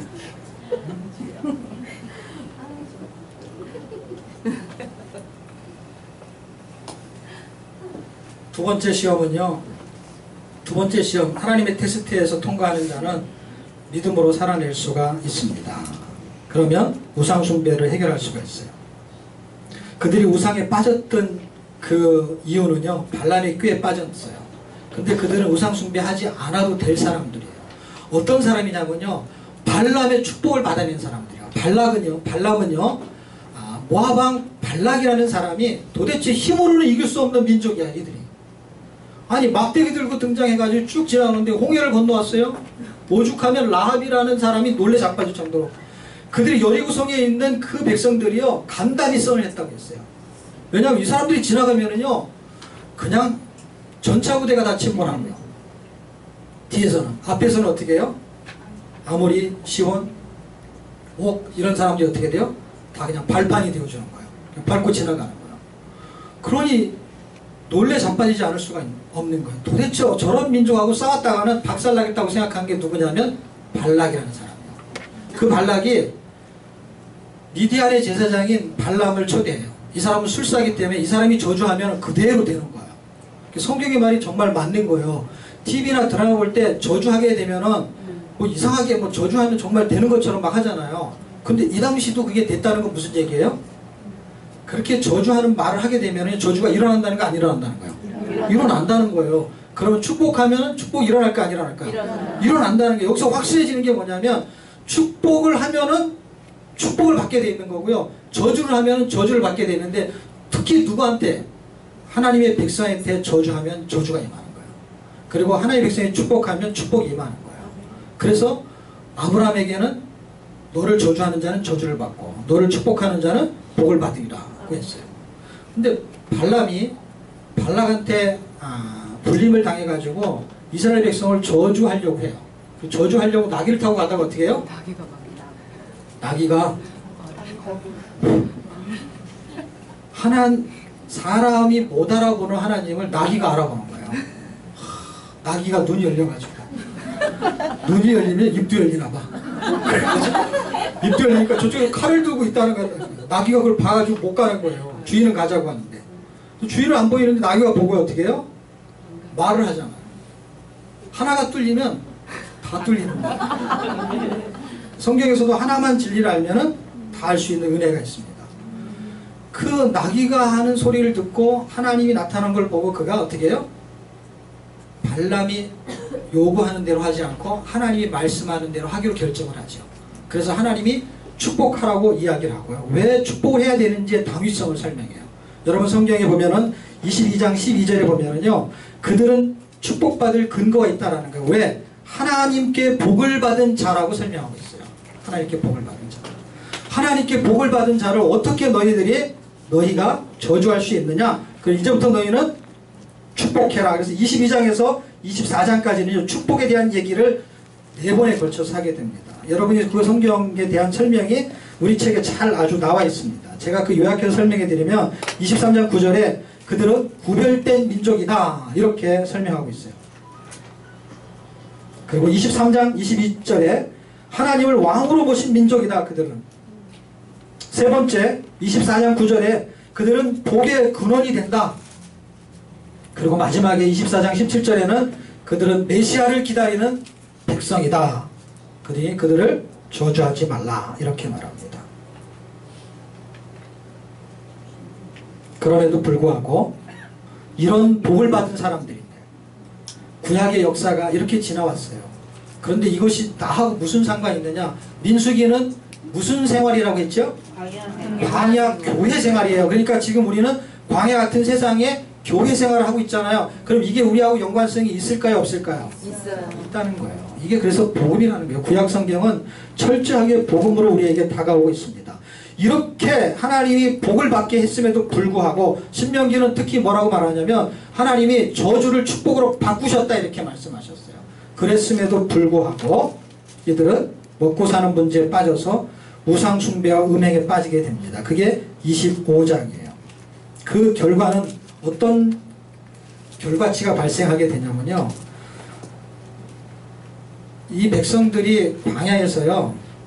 원망하다가 불뱀에 물린 사건을 혹시 아시나요? 네. 그런 일이 있었죠. 그렇죠? 네. 우리는 본 적은 없지만 성경이 그렇게 말씀하고 있어요. 불뱀에 물린 사건이 있었어요. 그런데 이들이 시험에 빠지게 되면서 어떤 일이 벌어지냐면 우상을 섬기게 되니까 구원의 상징인 그 노뱀. 그래서 예수님이 뭐라 그랬냐면 그 모세가 뱀을 든 것 같이 내가 들려야 하리라 하는 게 뭐예요? 구원의 상징이잖아요. 그렇게 구원을 받았음에도 불구하고 저주의 백성이 구원을 받았음에도 불구하고 그들은 그것을 우상으로 바꿔놨다 이 말이에요. 우상으로. 그래서 열왕기하 18장 4절에 보면은요 히스기야가 등장합니다. 히스기야가 구원의 상징인 노뱀을 이 사람들이 그걸 우상으로 섬기는 거예요. 그래서 그것을 부셔버렸어요. 종교개혁을 일으키게 됩니다. 700년 전이 지나서 히스기야가 종교개혁을 부숴버렸어요. 그러고 나서 700년이 또 지나요. 보세요. 1400년경에 BC 1400년경에 불뱀에 물려서 죽으려고 하는 사람들에게 노뱀을 등장시켜가지고 그걸 쳐다보는 사람들은 다 살게 만들었어요. 그러니까 노뱀은 무슨 상징이었냐면 구원의 상징이었고 예수님도 그렇게 구원의 상징이라고 말씀하셨어요. 그런데 그것이 700년이 지나가지고 히스기야 시대 때에 사람들이 그 노뱀을 뭘로 섬겼냐면 우상으로 섬겼단 말이에요. 우상으로 바꿔버렸는데 축복받은 백성이 저주받을 백성이 해야 될 짓을 하고 있단 말이에요. 그러고 그 700년 후에 그러면 예수님 시기겠죠. 그쵸? 예수님 시기가 700년이 더 지나야 되죠. 그때 바울이 빌립보서에서 이렇게 말씀합니다. 3장 18절 너희들은 십자가의 원수로 행하는구나. 그러면서 말하는 게 뭐냐면 너희 배만 위하고 너희 배가 신이고 이게 다 무슨 얘기예요? 먹고 사는 문제하고 연결되는 거예요. 탐심은 뭐라고요? 고린서 3장 5절 우상 숭배 이게 다 먹는 문제란 말이에요. 먹는 문제. 먹는 문제에서 계속해서 걸려드는 거야. 그때나 지금이나 예수님 시대나 그리고 히스기야 시대나 광야 시대나 지금 현대 교회 시대나 여전히 먹고 사는 것 때문에 시험 문제에 걸려들어요. 그걸 넘어서지 못하니까 어떻게 해요? 우상을 섬기게 되는데 그 우상이 십자가가 뭐의 상징이에요? 구원의 상징이고 노뱀이 구원의 상징이니까 어떻게 해요? 이미 십자가가 지나갔어요. 그렇죠? 그런데 빌립보 교인들이 어떻게 살았냐면 이 십자가를 우상으로 섬기니까 어떻게 되는 거예요? 십자가의 원수가 되었다. 십자가의 원수는 어떻게 된 거예요? 이렇게 복을 받고 구원받은 백성이 저주를 축복으로 바꿔놓으셨는데 이들은 어떻게 사냐면 축복을 뭘로 바꾸고 있어요? 저주로 바꾸고 있어요. 저주. 광야 같은 세상에서 나와 내 가족, 내 교회만 잘 먹고 잘 사는 것이 아니라 세계 선교할 기회로 봐야 되는 것입니다. 저들은 우리의 밥이다 이거예요. 밥이 왜 중요하냐면요. 먹고 사는 문제로 설명하는 거죠. 먹지 않으면 살 수가 없어요. 예수님도 먹지 않으면 살 수가 없었어요. 그래서 이스라엘 백성들이 어디를 가기 싫어했냐면 여리고로 가는 걸 별로 좋아하지 않았어요. 그래서 수가성 쪽으로 지나가기를 꺼려했어요. 그런데 예수님께서 여리고로 가시면서 수가성에 머무르게 되고 누구를 만났냐면 수가성 여인을 만나게 되었어요. 그리고 전도를 하고 있는 사이에 이 백성들은 예수님의 제자들은 다 동네로 들어가서 김밥을 사러 갔어요. 점심을 먹어야 되니까 김밥 천국에 간 거예요. 그리고 점심을 바리바리 싸가지고 왔을 때는 이 여인은 이제 하나님의 은혜를 받고 물동이를 버려두고 마을로 내려간 상태예요. 이렇게 교차되는 상태에서 자기들은 이제 점심 준비를 해왔고, 그리고 그 우물가에서는 먹을 게 없었잖아요. 거기에서 이들이 김밥을 내주면서 뭐라고 했을까요? 점심 드시죠. 아니면 뭐라고 했을까요? 점심 드셨어요? 말이 안 되잖아. 점심 안 먹은지 뻔히 알잖아요. 그래서 점심을 드시라고 음식을 낼 때 예수님의 대답이 뭐냐면 나는 벌써 먹었다. 이렇게 했어요. 근데 뭘 드셨어요? 나는 너희가 모르는 먹을 양식이 나한테는 있다라는 거예요.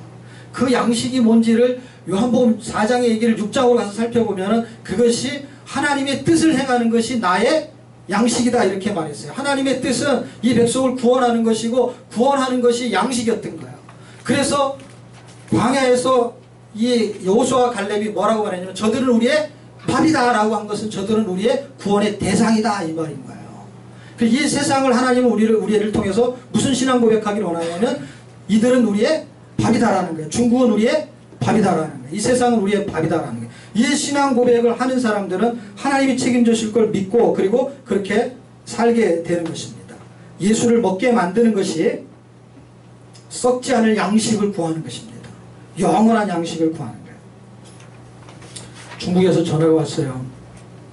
목사님, 구속사를 이 한족들 중국인들한테 전수를 해주십시오. 물론 우리 한국 사람도 마찬가지고. 그래 알았다. 그래서 언제 가면 좋냐? 6월달에 왔으면 좋겠다는 거예요. 그래서 이 과정이 6월 18일인가 끝나요. 19일날 가서 28일날 한 열흘 동안 이렇게 가기로 날짜를 잡았어요. 그러면서 이 얘기를 한 거예요. 비행기 표가 얼마 하는데 우리가 차비를 드릴 수가 없습니다. 그래서 알아서 오십시오. 그래서 알아서 가겠다. 그래서 그때 이 친구가 뭐라 그랬냐면 제가 선교사 그 파송직하고 할 때 무슨 얘기를 했냐면 제가 우리의 소원은 세계 선교잖아요. 네. 하나님 우리에게 주신 소원이. 그런 선교에 대한 도전을 갖게 되었는데 제가 한 10여 개국 정도는 다닌 것 같아요. 근데 아프리카를 한 번도 안 가봐가지고 아프리카 선교를 가려고 기도하고 준비하고 교인들한테 비행기 표값을 헌금하라고 이제 광고를 했어요. 그때서 정말로 헌금을 하더라고. 헌금을 딱 받아들고 못 갔어요. 왜 못 갔냐면 공항 갈 차이밖에 안 돼가지고. 그런데 이 친구가 그 내용을 아는 거예요. 그 내용을 알고 저한테 그러는 거예요. 목사님 이번에도 공항 갈 차이밖에 안 되면 어떡하냐고. 그래서 걱정하지 말라고. 이번에는 하나님 책임지시겠지. 꼭 간다고 이야기를 했어요. 그러고 났는데 이걸 또 광고를 해야 되나 말아야 되나 이렇게 걱정을 하고 있는데 우리 둘째 딸이 자기도 중국에 가보고 싶게 하는 거예요. 둘째 딸은 저하고 미국에 한번 갔거든요. 근데 첫째 딸은 저하고 뉴질랜드, 호주, 중국도 보내고 일본도 보내고 선교 활동을 하게 보냈는데 얘는 그 언니가 간 데를 다 가고 싶어 하는 거예요. 그래서 중국에 가고 싶다는 거예요. 야, 나갈 차비도 없는데 돈 어떻게 데리고 왔냐 속으로 이렇게 생각을 하고 있었어요. 아무 대답도 안 하고 이제 가만히 있었는데 그 아이가 나중에 사정을 알았는지 자기가 용돈 받은 게 있어요. 얘가 이제 대학생인데 대학생이니까 이렇게 가끔 용돈을 사람들이 줘요. 그 용돈 받은 거를 이렇게 모아놨어요. 모아놨는데 그걸 더 보태가지고 주겠다고 합니다. 그래서 그 아이가 선교헌금을 하겠다는 거예요. 그래서 하나님이 이렇게 예비한 게 있고 그런 이야기들을 우리 큰아이가 카톡으로 이렇게 하면서 이야 참 대단하다. 어떻게 그런 생각을 다 하냐. 나는 돈을 모을 새가 없는데 그걸 모아가지고 그러면 선교헌금을 하려고 하냐. 이 두 아이에게 제가 소망하고 기대하는 게 뭐냐면 하나님의 은혜로 하나님이 책임져 준 인생을 살아야 된다라고 해서 예림이라는 이름을 줬어요. 예랑이. 예자는 제주의 자하고 림자는 옥림자인데 두째는 제주의 자의 옥남자예요. 그래서 제주의 자는 나누다는 뜻이 있고 이 옥자라는 뜻을 갖고 있잖아요. 두 자가 똑같은 뜻이죠. 의미는. 이것은 그 영어의 재미라는 뜻으로 속어로 작은 빵의 일종이라는 뜻이 있어요. 그래서 빵을 나누라 해서 오병이어의 기적을 가지고 이름을 진 거거든요. 그러니까 너희는 영적으로 육적으로 다른 사람에게 나눠주는 아이가 되었으면 좋겠다. 그런 선교사의 삶을 살았으면 좋겠다 하는 게 저의 소망이었어요. 그래서 첫째도 둘째도 선교사로 살기를 기대해요. 그리고 둘 다 신학교를 들어갔어요. 신학대를 다니고. 그런 아이를 통해서 제가 소망하는 것은 이 세상은 잘 먹고 잘 살려고 하면 우상을 숭배할 수밖에 없어요. 우상 숭배라는 거는 우상 단지가 따로 있는 게 아니라 잘 먹고 잘 사는 자체가 우상이거든요. 나라는 존재가 우상이거든요. 이걸 깨트려 버리지 않으면은 이 깨트려 버릴 수 있는 게 가장 뭐냐면 선교, 세계 선교, 하나님 우리에게 구원의 양식, 그걸 먹어야 진짜 영원한 양식을 먹고 사는 거기에 소망을 두지 않으면 그냥 먹고 죽을 양식에다가 소원을 두고 그게 우상 숭배가 되어버린다는 거예요. 그게 마지막 광야의 마지막 끄트머리에 사단의 시험이 어디에 있냐면 마지막 끄트머리에 발목을 잡는 게 먹고 사는 문제로 우상에 빠지게 만드는 것입니다. 여기에서 저와 여러분이 뚫고 지나갈 수 있는 것은 바로 하나님의 말씀입니다. 하나님의 말씀만이 광야를 뚫고 지나갈 수 있게 되는 것입니다. 여호수아와 갈렙은요, 뒷부분이 26장에서 36장까지의 이야기인데요. 여호수아는 예수 그리스도를 예표하고요, 갈렙은 예수님이 탄생할 땅을 예비합니다. 예수 그리스도는 십자가에서 우리를 위해 죽으시고 우리가 살게 될 영원한 약속의 땅을 예비하십니다. 그래서 여호수아와 갈렙을 통해서 예수 그리스도의 예표가 등장하는 것이죠. 십자가에서 우리를 위해 죽으시고 우리도 죽이시고 우리가 살게 될 영원한 약속의 땅을 예비하는 것, 그 땅에 대한 이야기로 끝을 내게 됩니다. 그리고 신명기로 넘어가게 됩니다. 자, 신명기의 이야기는요, 지금 1장에서 11장까지의 이야기는요, 과거의 역사와 율법의 교육에 대한 이야기를 합니다. 정탐의 목적을 설명하는데요. 정탐의 목적은요, 간단해요. 신명기 1장 22절에 정탐의 목적은 입성할 성읍과 길을 결정하는 거였어요. 그런데 보세요. 그들이 12명이 어디로 들어가야만이 저 땅을 잘 정복할까 하는 방법론이었던 거예요. 방법론. 그런데 그들이 정탐을 하고 나서는 어떻게 바뀌었냐면요, 도저히 정복할 수 있다 없다? 없는 것으로 결정을 내려요. 이거는 들어갔다가 다 몰살이다 이렇게 생각을 해요. 그래서 그 두 사람들은요, 자기 생각을 말해버려요.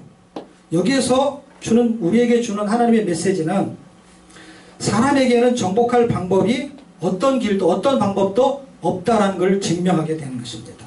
오직 하나님의 약속을 믿는 것만이 정복의 방법이 되는 것입니다. 가장 좋은 방법은 뭔지 아세요? 이 세상을 내가 어떻게 정복할지 가장 좋은 방법은 나에게 방법 없음을 발견하는 것입니다. 내 머리로, 내 지식으로, 내 돈으로는 절대로 이 세상을 정복할 수 없다. 다시 말하면 하나님의 방법을 믿고 기대하는 것이 가장 좋은 방법입니다. 가나안은 하나님이 친히 정복하세요. 하나님이 친히 구원하세요. 그리고 정복하시고 우리에게 순종을 요구하세요. 다시 말하면 하나님 우리에게 구원을 허락하시고 구원의 삶을 살게 하십니다. 그 과거의 역사를 통해서 우리를 돌아볼 수 있게 됩니다. 과거의 역사는요,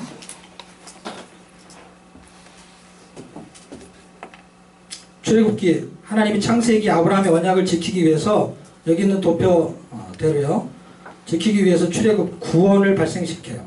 유월절 어린 양으로. 그리고 그 구원받은 사람들이 죄사함이 어떻게 발생했는지를 제사법을 통해 가지고요, 그리고 거룩법을 통해서 구원의 삶에 대한 것을 공부하게 됩니다.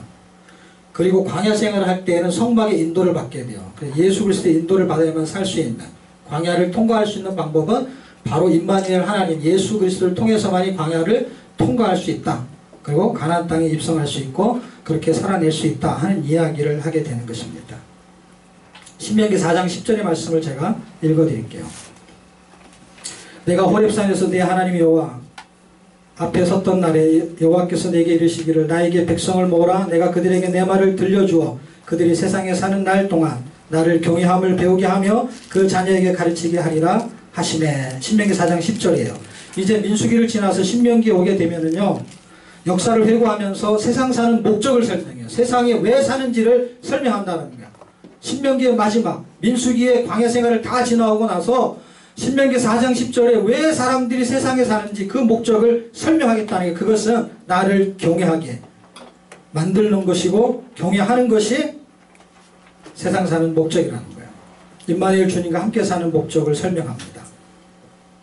그래서 저는 성경을 읽다가 세상 사는 목적이 하나님을 경외하는 것이구나. 그래서 내 자녀에게 성경을 읽히고 암송을 시켜서, 왜 성경을 읽히고 암송을 시키냐면요, 신명기 4장과 6장을 보세요. 쉐마 이스라엘, 너는 마음에 하나님을 새기고 그리고 그것을 자녀에게 가르치는데, 앉을 때나 일어설 때나 길 갈 때나 집에 있을 때나 항상 하나님의 말씀을 가르치는데, 어떻게 가르치냐, 하나님 사랑하게 마음과 뜻과 정성을 다해서 하나님을 경외하고 하나님을 사랑하는 것을 가르치라고 했어요. 그런데 제가 목사가 돼가지고 성경을 설교할 줄 알지 이렇게 가르칠 줄 몰랐던 거예요. 근데 가장 좋은 방법을 찾아내야 되는데 그 방법이 뭔 줄을 몰랐어요. 그런데 제가 성경 읽으면서 가장 좋은 방법이 자녀에게 성경을 읽히는 것이 가장 좋겠다는 생각을 했어요. 앉을 때나 일어설 때나 잠잘 때나 누울 때나 항상 성경을 가르치라고 성경을 말해요. 목적이 뭐냐면 성경 공부를 잘하기 위해서가 아니라 하나님을 사랑하기, 하나님을 경외하고 하나님의 말씀에 순종하고, 왜? 그것이 인생 사는 목적이었기 때문에, 세상 사는 목적을 하나님이 그렇게 정해 놓으셨기 때문에, 하나님이 정해놓은 목적이 가장 행복한 것이기 때문에. 그래서 신명기 10장에 가면은요, 이거 성경 구절 한번 하나 읽어볼까요? 신명기 4장하고 6장은 보셨죠? 네, 신명기 한번 봅시다. 얼마나 중요한 얘기를 신명기에서 하는 줄 아세요? 진기명기 신명기잖아요. 10장 12절 13절 12절을 읽어요. 근데 13절이 정답이에요. 자, 12절 먼저 읽어요. 시작. 이스라엘아, 내 하나님 여호와께서 내게 요구하는 것이 무엇이냐? 곧 내 하나님 여호와를 경외하여 그 모든 들을 행하고 그를 사랑하며 마음을 다하고 성품을 다하고 내 하나님 여호와를 섬기고. 이 이야기가 6장에 있잖아요. 그렇죠? 네. 그리고 4장 10절에는 그것이 세상 사는 뭐라고요? 목적이라고 했잖아요. 그런데 이 목적이 사람한테는 뭐가 되냐? 하나님의 요구는 사람한테 본분이 되는 거예요. 그 본분이 사람한테는 힘든 일이 아니고 행복이라는 거야. 그래서 13절에 뭐라고 기록했냐면, 내가 오늘날 내 행복을 위하여 내게 명하는 여호와의 명령과 규례를 지킬 것이 아니냐. 그럼 우리가 자녀들에게 이렇게 살게 해야 되는 이유가, 당위성이 어디에 있어요? 그들의 행복을 위해서요. 그들이 원하는 거 사주면 다 이빨 썩더라고요. 아닌가요? 그들이 원하는 걸 해줄 때는, 근데 하나님의 요구를 들을 때는 그들이 싫어할지 모르지만 이들이 가장 행복한가라고 성경이 기록해놨어요. 행복에 대해서 여러분 생각해 보세요. 세상이 정해놓은 행복은요, 돈이고요. 세상이 정해놓은 행복은 물질뿐만이 아니라 지식이에요. 그런데 그것은 틀리지 않아요. 세상이 정해놓은 행복도 맞아요, 어떤 부분은. 근데 하나님이 정해놓은 행복이 더 맞는다고 가정한다면 그것은 세상이 정해놓은 행복이 틀릴 경우가 있는 거예요. 부분적으로 맞지만 전체적으로는 틀릴 수 있다 이 말이에요. 일부분은 행복하지만 영원한 행복이나 진짜 행복, 참 안식, 참 평강은 없을 수 있다는 거예요. 돈 때문에 행복할 줄 알았는데 행복하다가 어느 날 돈 때문에 불행해지기도 하고요. 그런데 행복이라는 것은 불행해지는 게 아니라 불행하다가 행복해지는 걸 말하는 거예요. 그랬을 때에 이 행복은 하나님을 경외하는 것이 가장 행복한 거라는 거예요. 그래서 저는 그때부터 아이들에게 성경을 읽혔습니다. 그리고 암송을 시켰어요. 그 방법이 그 아이들에게 학교 공부 안 해도 좋다. 학교는 댕기기만 해라. 그런데 첫째 아이가 저와 같은 질병을 갖고 있었어요. 그래서 그 아이가 철분이 부족해요. 피가 계속 깨지니까 몸에서. 그런 질병을 갖고 있으니까 학교에서 공부하는데도 힘이 들고 빈혈이 일어나요. 중학교 1학년쯤 되었을 때 그 아이가 5학년 때 저하고 뉴질랜드하고 호주 1년 갔다 왔어요. 그 질병 때문에. 그리고 하나님께 교회를 맡기 위해서 갔다 왔어요. 그런 경험이 있는 아이가 중학교 1학년쯤 되었을 때에 전화가 왔어요. 지금 시험을 봐야 되는데 지금 애가 빈혈 증세가 나서 쓰러져서 양호실에 실려갔는데 양호실에서 시험을 보길 원하면 보게 해주겠다는 거예요. 그래서 아이를 데리러 갔어요. 시험 안 봐도 괜찮으니까 그냥 집에 데려가겠다. 그래서 지금 집에 데리고 왔어요. 그때부터 무슨 생각을 주셨냐면 하나님이, 야, 공부 못해도 괜찮다. 공부 못해도 괜찮으니까 너의 인생을 하나님이 책임져 주는 것은 내가 뉴질랜드 호주 데리고 갈 때도 그런 마음이 있었지만 이제 하나님이 더 큰 사인을 주는 것 같다. 이제는 그냥 성경만 읽고 암송해라. 학교는 그냥 다니거라. 근데 이 아이가 세상 사는 목적을 모르잖아요. 그렇죠? 우리가 부모가 아이한테 가르치는 거지 그 아이가 배우려고 하는 게 아니잖아요. 성경을 가르치라고 한 것이지 원하면 가르치라가 아니거든요. 근데 그 아이는 모르지만 그 아이에게 그걸 가르치기 시작했어요. 그런 스트레스를 많이 받았을 거예요. 근데 그 아이가 6개월 만에 성경 로마서부터 히브리서까지를 그러니까 총 109절이에요. 109절을 100장이에요. 100장인데 한 장에 2개의 영어 단어 핵심적인 영어 구절을 모으니까 209절이 돼요. 209절을 다 외우고 중국에 가게 되었어요. 그리고 중국에서 한 2년간 선교 사역을 하고 돌아왔어요. 중학교를 이제 그만두고. 그리고 갔다 와가지고 검정고시를 고검 대검을 치르고 한 1년 일찍 모 신학대학에 입학을 하게 되었어요. 그 아이가 서울에 있는 신학대학을 입학하면서 뭐라고 생각했냐면 야, 이건 하나님의 은혜라는 생각을 했어요. 이 아이가. 공부를 도시락 2개씩 싸갖고 다니는 아이가 서울에 있는 대학을 못 가요. 근데 얘는 공부를 한 적이 없어요. 학원도 다닌 적도 없고요. 학교 다닐 때도 학원 다닌 적 없고 검정고시 칠 때도 검정고시 책만 가지고 공부했어요. 교회에 있는 대학생 언니한테 수학 문제 물어보고 그렇게 한 2달 교회에서 공부하고 그리고 검정고시가 굉장히 쉬워요. 60점만 맞으면 합격이에요. 그래서 합격을 했어요. 90점 100점 맞아야 되는 게 아니에요. 과락만 안 하면 돼요. 그래서 합격을 해가지고 대학에 들어가는데 그 아이의 점수를 등급으로 치면은 5등급도 안 돼요. 평균 점수가 80은 넘어야 되거든요. 그러니까 등급이 80이 안 되면 5등급도 안 되고 한 5등급밖에 안 되는 거예요. 그럼 대학에 들어갈 수가 없죠. 근데 면접을 보는데 붙었어요. 붙은 이유가 뭐냐면 이 아이를 선교 영화과에다 집어넣었거든요. 선교자가 붙는 데다 보낸 거거든요. 왜냐하면 얘가 선교지만 돌아다닌 데가 뉴질랜드, 호주, 중국. 그러니까 아무도 그렇게 선교학과 학생 중에서 그렇게 여기 다니다가 아무도 없는 거예요. 공부하느라고. 그러니까 이 아이가 하나의 은혜로 대학에 붙었어요. 그래서 대학 생활을 해요. 그 둘째 아이를 초등학교 마치고 2010년도에 중학교 1학년 올라갈 나이에 중학교를 안 보내고 저하고 미국에 3개월 동안 선교 여행을 갔다 왔어요. 그 아이가 학교를 안 보내니까요. 초등학교만 졸업하고 학교를 안 가니까 미국에서요. 영어도 못하지, 차도 없지, 핸드폰도 없지. 그러니까 집에만 같이 있다가 누가 뭐 어디 가자 그러면 차 타고 왔다 갔다 하고 완전 까막눈인가 그냥. 길도 모르고. 그런 상태에 3개월 있으면서 할 게 없으니까 뭐 하냐면 12시간은 자고 12시간은 놀고 그게 3개월 습관이 돼갖고 집에 와가지고는요 12시간 자고 12시간 거울 보고 그렇게 하는 거예요. 학원을 보내준다도 안 간다고. 그러던 아이가 놀러 와 이제 검정고시 준비를 해라. 그래갖고 검정고시를 준비해가지고 학원도 안 가고 책만 갖다 놓고 해서 고검에 합격했어요. 대검을 봐야 되는데 대검은 고등학교 과정인데 중학교 과정을 하나도 안 한 상태에서 학원도 안 다닌 상태에서 하려니까 너무 어려운 거예요. 그리고 2번에 나눠서 해라. 그래가지고 한 번 볼 때 절반씩 공부해서 봤어요. 그렇게 보는 방법이 있어요. 그렇게 해가지고 대검에 그 다음에 합격을 했어요. 그래서 16살 나이에 대학에 입학한 게 작년에 16살에 입학을 했어요. 올해 17살이에요. 지금 대학교 2학년이에요. 얘가 성경공부 하는 애가 얘예요. 이 소문이 나왔고 사람들이 우리한테 전화해서 물어봐요. 도대체 어떻게 홈스쿨링을 하냐. 그래서 우리는 어떻게 하는지를 가르쳐줬지. 우리는 홈스쿨링을 하는 게 아니라 홈스테이를 한다. 먹여주고 재워주고 하면은 하나님 지금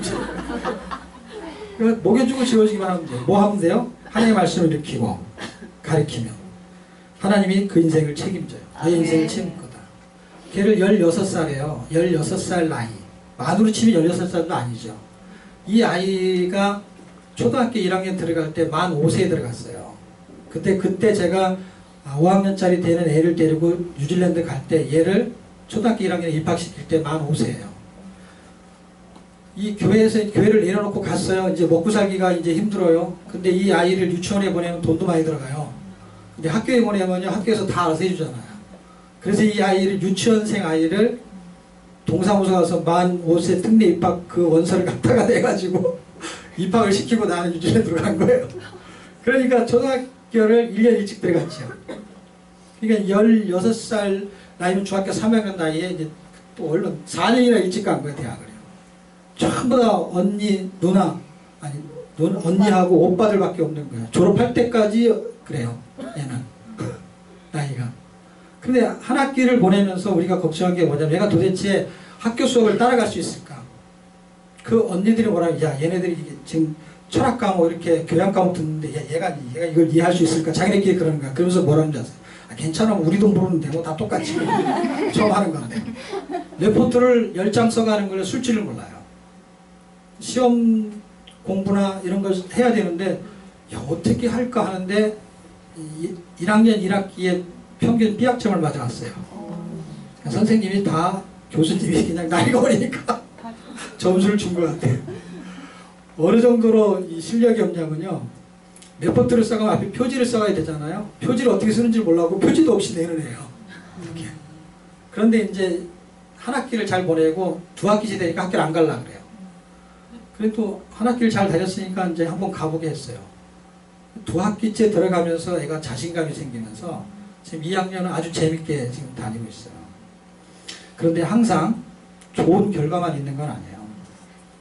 좋은 결과만 있는 게 아니라는 건 뭐냐. 야, 저렇게 성경만, 학교 한 번에 성경만 읽으면 되는구나. 이렇게 생각할까봐. 이제 아이가 딸만 둘 있는 게 아니라 막내 아이가 하나 있어요. 중학교 3학년차. 얘도 만 5세에 특례 입학을 시키네요. 이 아이는요, 정말 성경적으로 사는 아이예요. 정말. 근데 얘는 중학교를 보내요. 학교를 놀러 가기 때문에 학교를 안 보내면 놀 애들이 없기 때문에 학교를 보내요. 근데 이 아이가 얼마나 성경적으로 사냐면요. 초등학교 1학년 때 엄마가 초등학교 1학년 때 유치원 나이잖아요.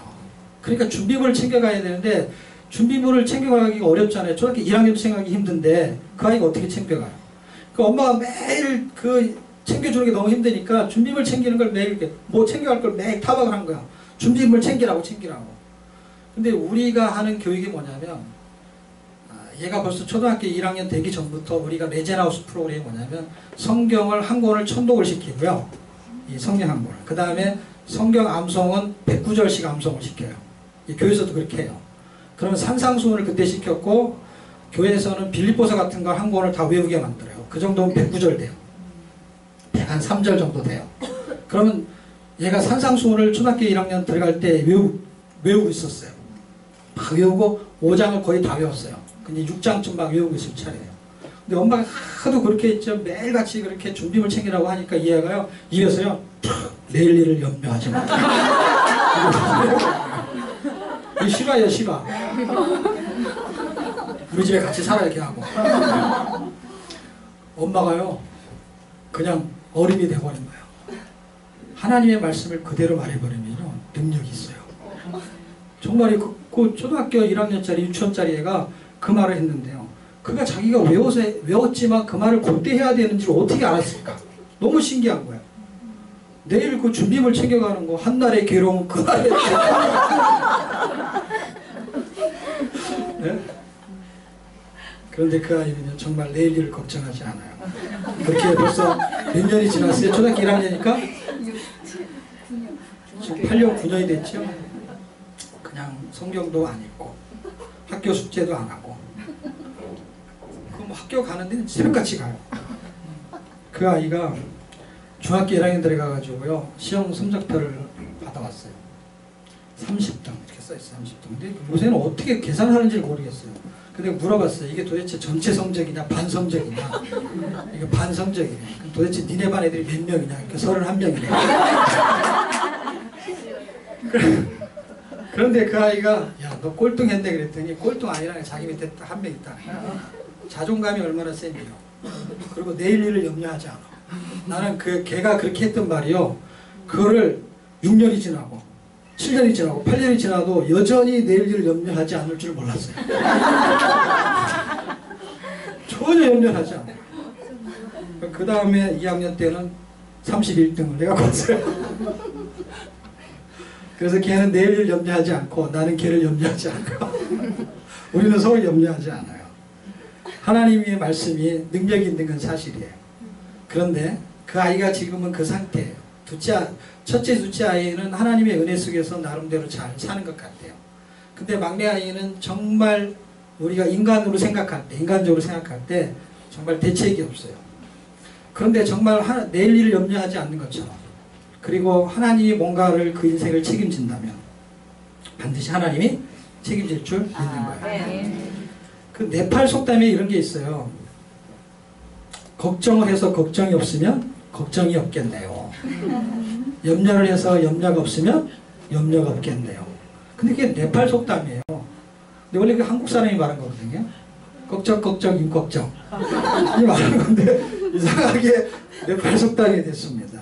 성경을 읽고 믿음이 생기면 염려와 걱정이 없어집니다. 과거의 역사, 우리의 과거의 역사가 그래요.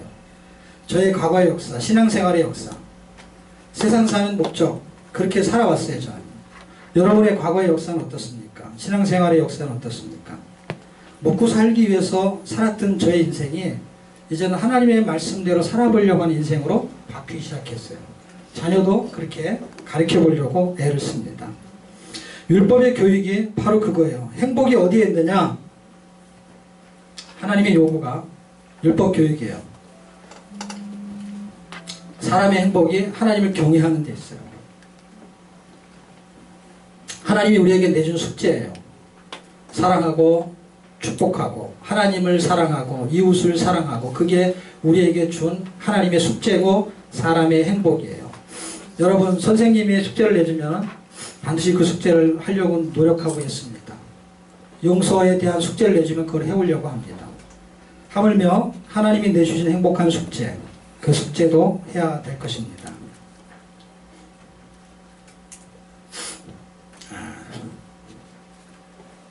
현재 율법과 율법의 핵심,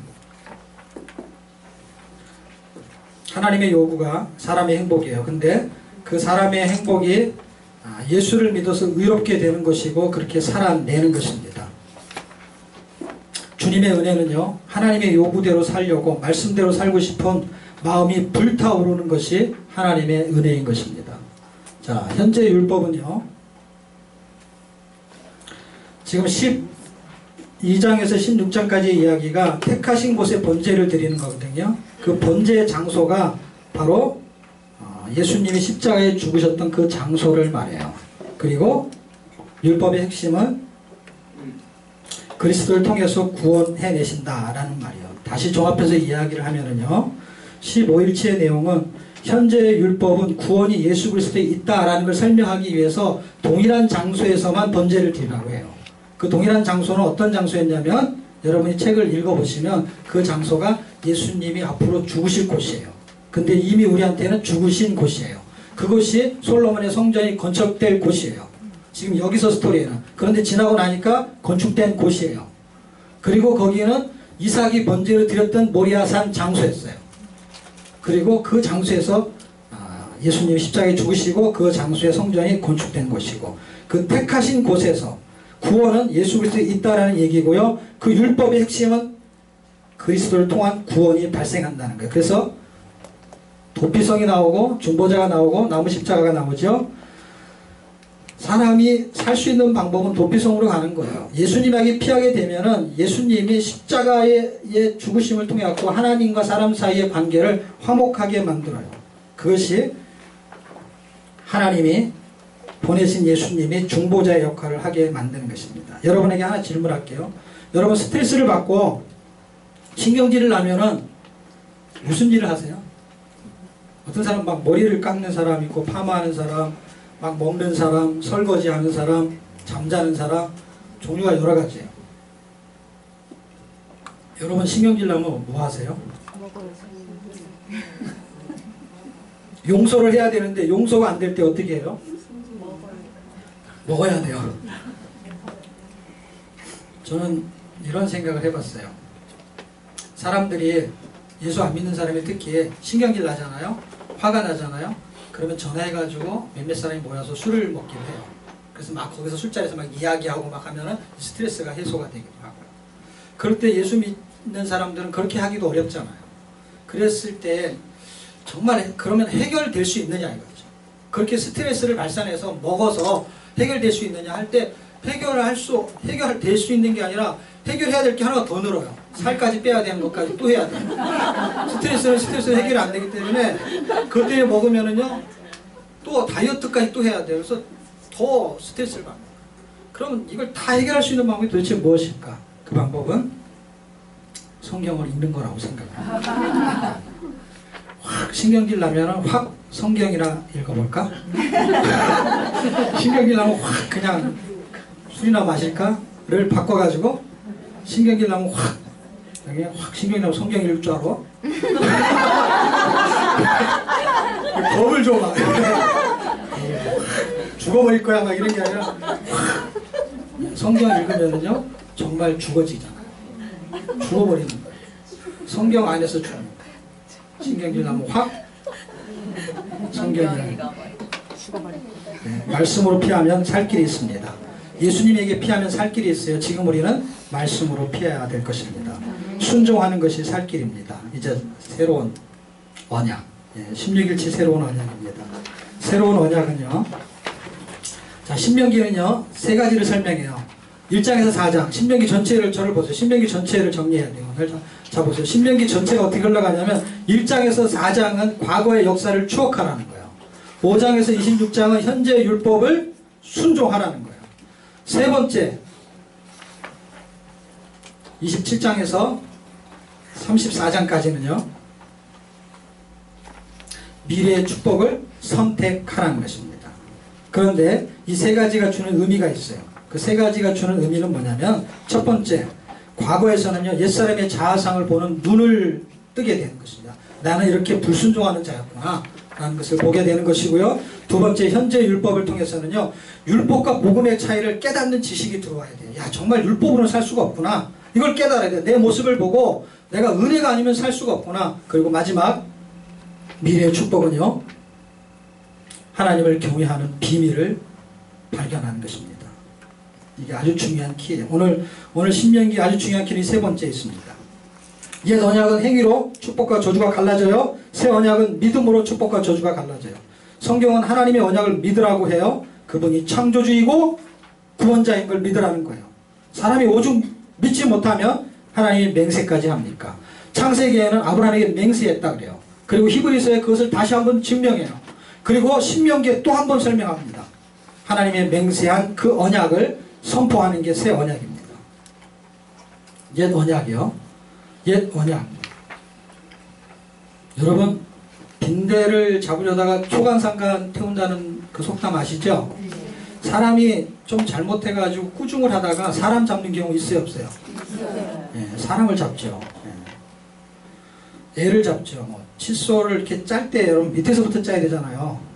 그런데 그냥 중간에 꽉 짜는 남편분들 있잖아요. 그러면은 그것만 봐도 막 끌어오르는 사람이 있어요. 수건을 쓰고 똑바로 착 수건거리에도 놔야 되는데 그냥 확 던져놓으면은 아니면 빨래통에 놓든지 그러면 다음에 이거 잘 하세요 라고 하면 되는데 그걸 몇 번 쳐다보면 어떻게 당신은 맨날 이렇게 말이 나오기 시작하면 어떻게 돼요? 싸움이 붙게 되죠. 그러면서 이때는 칫솔하고 수건은 온데간데 없고 사람을 잡는 거죠. 율법이 육신으로 말미암아 연약하여 로마서 8장 3절에 옛 언약은요 율법으로는 절대로 육신이 연약해가지고요 구원을 발생시킬 수가 없어요. 그래서 이 옛 언약에서 그립신사에는 축복을 선포하고 에발산에는 저주를 선포하는데 이 저주에 걸려들어요. 전부 다. 이 옛 언약 율법이 등장하면요 축복을 선포한 거 그 말씀대로 살면 축복인데 여기는 걸려들 수가 없어요. 그래서 다 광해 40년이 전부 다 저주에 걸려들었어요. 그리고 이 신명기의 이야기가 여호수아에서 가서 이제 너희가 그 땅을 정복하면은 그리신사가 에발산에 가서 이 일을 하라는 거예요. 그래서 여호수아가 이 일을 하거든요. 실제로 하는데 이 에발산에서 저주가 선포돼요. 근데 사람들이 굉장히 기뻐해요. 이유는 뭘까요? 에발산에서 저주가 선포되어서 다 저주받아야 될 사람들이 그 번제단이 세워져요. 에발산에. 그 번제단 때문에 기뻐하는 거예요. 이 과거의 역사는 우리가 죄를 졌어요. 불순종으로. 그래서 그 현재의 율법은 야 이거 율법은 지킬 수가 없구나. 그걸 깨달았어요. 그래서 일로 갈 수밖에 없어요. 저주가 선포된 곳에. 그런데 번제단이 선포돼가지고 완전히 회복할 기회를 주세요. 그래서 너희들은 거기서 성경이 말해요. 우리가 기뻐하는 게 아니라 성경이 기록하고 있어요. 성경 구절을 읽으시면 그렇게 에발산에서 제단을 세워놓고 너희가 거기서 기뻐하고 즐거워하라고 써 있어요. 어떻게 즐거워할 수 있을까요? 육신의 연약함으로 할 수 없는 그것을 하나님께서는 하신다라는 것을 깨달았을 때 기뻐할 수 있는 거예요. 이게 얼마나 큰 고통인 줄을 깨달을 수 있다면 엄청난 큰 복음이 설명되고 있는 거예요. 큰아이하고 저가 그 질병 때문에 둘 다 수술하게 됐는데요. 제가 한 7, 8년 전에 먼저 수술을 했어요. 피가 깨지니까 이 몸에 돌을 만들어내가지고 담낭에도 돌이 있어 담낭도 제거하고 비장도 제거하는데 이 위치가 다 상복부와 하복부 밑에 쪽에 이렇게 대각선으로 있게 돼요. 대각선이 간이 이쪽에 있으니까 오른쪽 하복부 밑에 있고 비장은 상복부 이 반대편 위쪽에 있는 거예요. 그러니까 이거를 적출해야 되는데 적출하려면은 개복을 해야 될 때 이 배꼽 밑에까지 이게 개복을 해야 돼요. 그러니까 넓게 열어야 되는 거예요. 양쪽에 있기 때문에. 두 군데를 째는 것보다 한 군데를 찔 때는 가장 넓게 열어야 되는데 그 수술하는 그 의사가 이거는 상황이 이렇게 되니까 개복을 해야 된다는 거예요. 복강경으로 안 된다는 거예요. 뭐 그럼 뭐 할 수 없죠. 뭐 그 수술했어요. 근데 수술하고 후유증이 굉장히 심하죠. 근데 우리 아이가 수술하게 됐는데 내가 이 고통을 경험했잖아요. 근데 우리 아이가 중국에 갔다 와가지고 중학생쯤 나이에 한 중3 정도 나이에 이 수술을 해야 될 상황이에요. 수술해야 되는데 얘가 나이가 그러니까 소아과가 담당을 해요. 소아과 의사 선생님이 여자니까 그 복강경으로 하면 좋겠다는 얘기를 해요. 근데 이게 복강경으로 하면 굉장히 복잡하다는 거예요. 이 두 군데 있는 것을 근육을 뚫어서 해야 되니까 힘들다는 거예요. 이 수술을 하고 그 의사 선생님 이렇게 따라다니는 보조 의사들이 있잖아요. 이 수술한 의사 말고. 그 의사 선생님 와가지고 그 집도한 의사 선생님한테 고맙다고 인사를 하라는 거예요. 왜 그러냐고 물어보니까 이게 비장이 커가지고 담낭 같은 건 근육을 뚫어서 이렇게 빼내면 되는데 작아서 비장은 이렇게 덩어리가 커요. 한 근 정도를 빼냈대요. 한 근 정도. 이렇게 덩어리가 크니까 바위를 깨가지고 채석강에서 자갈처럼 만들어서 뽑아내는 작업을 해야 된다. 그리고 땀을 뻘뻘 흘리면서 밥도 못 먹고 오랜 시간 동안에 이 근육 안에 있는 이 조직체를 하나씩 깨가지고 조금씩 빼낸 거예요. 의사 선생님들이 이게 하기 싫어가지고 하다가 그냥 자기 배 아니니까 쭉 째가지고 하다가 힘들면 또 째는 수가 있대요. 그래서 걔는 정말 하나님의 은혜로 그 의사 선생님이 뭐라 그러냐면 힘든데도 내색도 안 하고요. 굉장히 방글방글거리면서 여자애라 미용에 관심을 가지고 그렇게 해줬다는 거예요. 전혀 모르는 사람인데. 그러면서 이거는 모기에 물린 자국밖에 안 남을 거라고 나중에 딱지가 떨어지면. 이게 이제 배가 이게 갈라진 거에서 붙어서 이게 회복되는 거하고는 시간이 굉장히 짧은 시간이죠. 똑같은 수술을 했는데 고통이 훨씬 가벼운 거예요.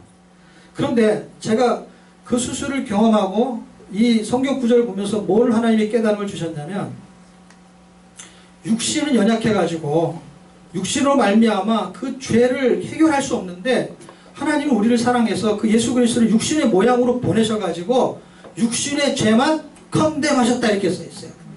죄만 적출해냈다라는 거예요. 그런데 복강경도 아니고 개복도 아니고 그러니까 우리 안에 있는 그 엄청난 죄를 뽑아내셨다는 거예요. 그렇죠? 그런데 자국이 없잖아요. 흔적이. 그러니까 고통이 없는 거예요. 손도 안 대고 지문도 안 남기고 하나님의 그 고도의 방법으로 그것을 빼냈어요. 그 엄청난 죄를 흔적도 없이 적출하고 하나님 우리에게 믿으라고 하는 거예요. 어떻게 우리가 그걸 믿을 수 있어요? 아픔이 없는데? 우리가 그런 죄인이라는 것을 성경을 읽다가 발견한다면 고통 없이 적출된 것을 깨닫고 믿을 수만 있다면 이건 엄청난 은혜인 거예요. 왜? 제가 개복수술 했잖아요. 우리 딸이 복강경 있잖아요. 제가 그 의사 선생님 고마울 거예요? 안 고마울까요? 내가 복강경 안 했는데도 엄청 고맙더라고요. 왜냐하면 그 고통이 어떤지를 아니까. 그럼 하나님이 십자가에서 창에 찔리고 피 흘려 돌아가신 그 고통을 경험했어요? 안 했어요? 했죠? 우리가 똑같은 죄인으로 그런 경험을 해야 되는데 그분이 대신하셨죠. 그러니 그분이 우리가 어떤 고난을 당할 것을 아셨죠. 그가 찔림으로, 그가 채찍에 맞음으로 우리의 죄악이, 우리의 허물이 그리고 우리의 상함이 나음을 입었잖아요. 그의 그 흔적이 바로 누구의 흔적이에요? 나의 흔적이죠. 그의 스티그마 흔적을 남기셨어요. 주님의 흔적, 사랑의 흔적. 그가 찔림은 우리의 허물을 인하며 그가 상함은 우리의 죄악을 인하며 그가 징계를 받음으로 우리가 평화를 누리고 그가 채찍에 맞음으로 우리가 나음을 입었도다. 그분은 사랑의 흔적을 우리에게 남겨놨어요. 어떻게? 성경을 통해서, 우리의 환경을 통해서. 그것을 느끼고 깨닫는 사람들은 옛 언약이 무시무시한 건데 새 언약이 어떤 비밀이 숨겨져 있는지를 발견하게 돼요. 이 비밀이 얼마나 큰 비밀이 감추어져 있는지, 우리에게까지 임하는 구원의 비밀이, 아브라함에 의해서 약속한 비밀이 이루어지고 있는 이 새 언약의 비밀이 29장 이후에 얼마나 깊이 있게 심도 있게 여기까지 지금 온 거는요, 사실은요 잠수함을 타고 내려온 거거든요. 여기서 이것을 파헤치는데 1시간이 걸려요. 여기서 얼마나 깊이 있게 보세요. 제가 우리 애와 나의 수술한 사례를 가지고 설명했을 때 예수님이 우리를 얼마나 고통 없이 살리시려고 당신이 대신 당하셨잖아요. 그건 복강경 수술도 아니고요, 육신의 죄를 정하기 위해서 죄인의 모습으로 오는 고통을 당하셨단 말이에요. 그것은 복강경 수술 정도도 아니고 개복술 정도도 아닌 엄청난 죽음의 수술을 그분이 감당하시고 우리를 살려내신 것이죠. 그 맹세 언약, 반드시 그렇게 살려내시겠다는 그 하나님의 언약이, 하나님의 사랑이 바로 하나님을 경외할 수밖에 없는 비밀이 숨겨져 있는 것입니다. 이걸 공부해가지고 경외할 수 있냐고요? 공부해서 경외할 수 없어요. 공부해서 하나님을 사랑할 수 없는 거예요. 공부해서 하나님을 경외하고 사랑하고 순종할 수 없는 거예요. 이 세 단어가 같은 뜻이에요. 지금 이 잠수함이 여기까지 내려와가지고 깊이 있게 가려고 하면 창세기를 다시 돌아가서 순종과 경외와 사랑 세 가지를 설명해야 돼요. 그러면 깊어지거든요. 제가 강의하는 사실 강의의 가장 아주 절묘한 모습은 성경에서 정말 말하려고 하는 의도가 무엇인지를 찾아내는 거거든요. 그런데 이것만 달랑 얘기하면 또 의미를 모르거든요. 여기까지 지나오는 거죠. 약간 사설을 풀어가지고 설명해서 여기까지 왔을 때 여기에서 말하려는 깊이가 얼마나 커서 새 언약이 된 거냐고. 그것을 깨달게 된다면 성경 읽는 것은요, 교화를 발견하기 시작하는 거예요. 그러면 마음의 할례를 통해 가지고 우리의 눈이 열리게 돼요. 감추어진 비밀이 신명기 29장 2절로 4절에 말씀하고 있어요. 정리해야 될 시간이 다 됐네요. 깨닫는 마음과 보는 눈과 듣는 귀를 열어주게 됩니다.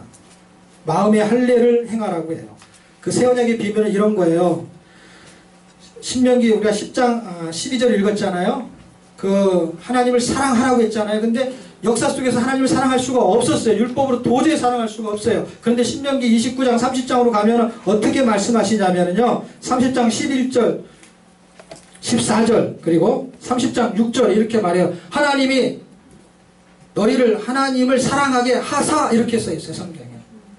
너에게 할례를 베푸사, 마음의 할례를 행하라고 했는데 사람은 마음의 할례를 행할 수가 없어요. 그런데 하나님이 마음의 할례를 베푸사 하나님을 사랑하게 하사, 이렇게 기록하고 있어요. 성경은 하나님을 사랑하라고 말해요. 그런데도 하나님은 하나님 당신이 사랑하게 만들겠다는 거예요. 여기에 비밀이 숨겨져 있는 거예요. 어떤 비밀인 줄 아십니까? 아이들이 집에서 막 물건 어질러 놓고 지저분하면은요, 부모가 와서 이렇게 어질러 놓지 말라 그랬지, 청소하라 그랬지 막 하면서 자기가 막 청소해요. 이런 거 다 여기다 놓으라 그랬지, 이렇게 자리 정돈하고. 그러면서 신경질을 막 내고 화를 내는 것 같으면서 엄마는 뭐 하고 있어요 지금? 자기가 막 정리를 하고 있어요. 지금 성경이 똑같은 모습이에요. 너희의 행복은 나를 사랑해야 되고 나를 경외해야 되고 나에게 순종해야 돼. 그러니까 너는 마음의 할례를 행하고 여호와를 사랑하는 걸 가리키고 그렇게 살아야 돼, 이렇게 말해놓고 당신이 어떻게 해요? 사람은 도저히 할 수 없는 걸 아시기 때문에 어떻게 해요? 사랑하게 하사, 이렇게 기록되어 있어요. 신명기 30장 6절의 말씀을 꼭 나중에 한번 읽어보십시오. 하나님의 할례를, 마음의 할례를 베푸사. 그래서 우리를 어떻게 하게 만들겠다는 거예요? 사랑하게 만들겠다는 거예요. 계명을 지키게 만들겠다는 거예요. 그게 새 언약의 비밀, 하나님을 경외하는 비밀이 숨겨져 있는 게 신명기의 아주 중요한 이야기고, 그 다음에 정복전쟁 여호수아는 그냥 5분 만에 설명을 하겠습니다. 이 그림으로 설명을 할게요. 정복전쟁은 크게 전쟁 준비와 그 다음에 순종작전과 그다음에 기업 분배를 땅 분배와 차 만식, 아주 중요한 사건이 흘러갑니다. 여기에서 아주 중요한 것은 하나님이 직접 정복하시겠다라는 거예요. 어떻게 정복하시느냐? 출애굽기 23장 20절과 23절. 하나님의 사자가 먼저 건너가서 정복하시겠다. 언제 말씀하신 거예요? 출애굽기라는 거는 40년 전에 말씀하신 거예요. 전쟁 준비는 이미 하나님이 해 놓으셨어요. 구원하시겠다라는 거예요. 가나안 땅에 들어간다는 건 구원을 상징하고 있는 거예요. 그 구원을 언제 하셨냐? 출애굽기에서는, 여호수아서에는요 40년 전에 해 놓으셨다라는 거예요. 40년 전을 이해할 수 있어요? 출애굽기 23장이 40년 전이라는 걸 이해할 수 있냐고요. 무슨 뜻인지 아시겠어요? 보세요. 출애굽은 광야 출발 시작이죠. 그렇죠? 그 다음에 여호수아 시대가 되면 40년이 지난 거죠.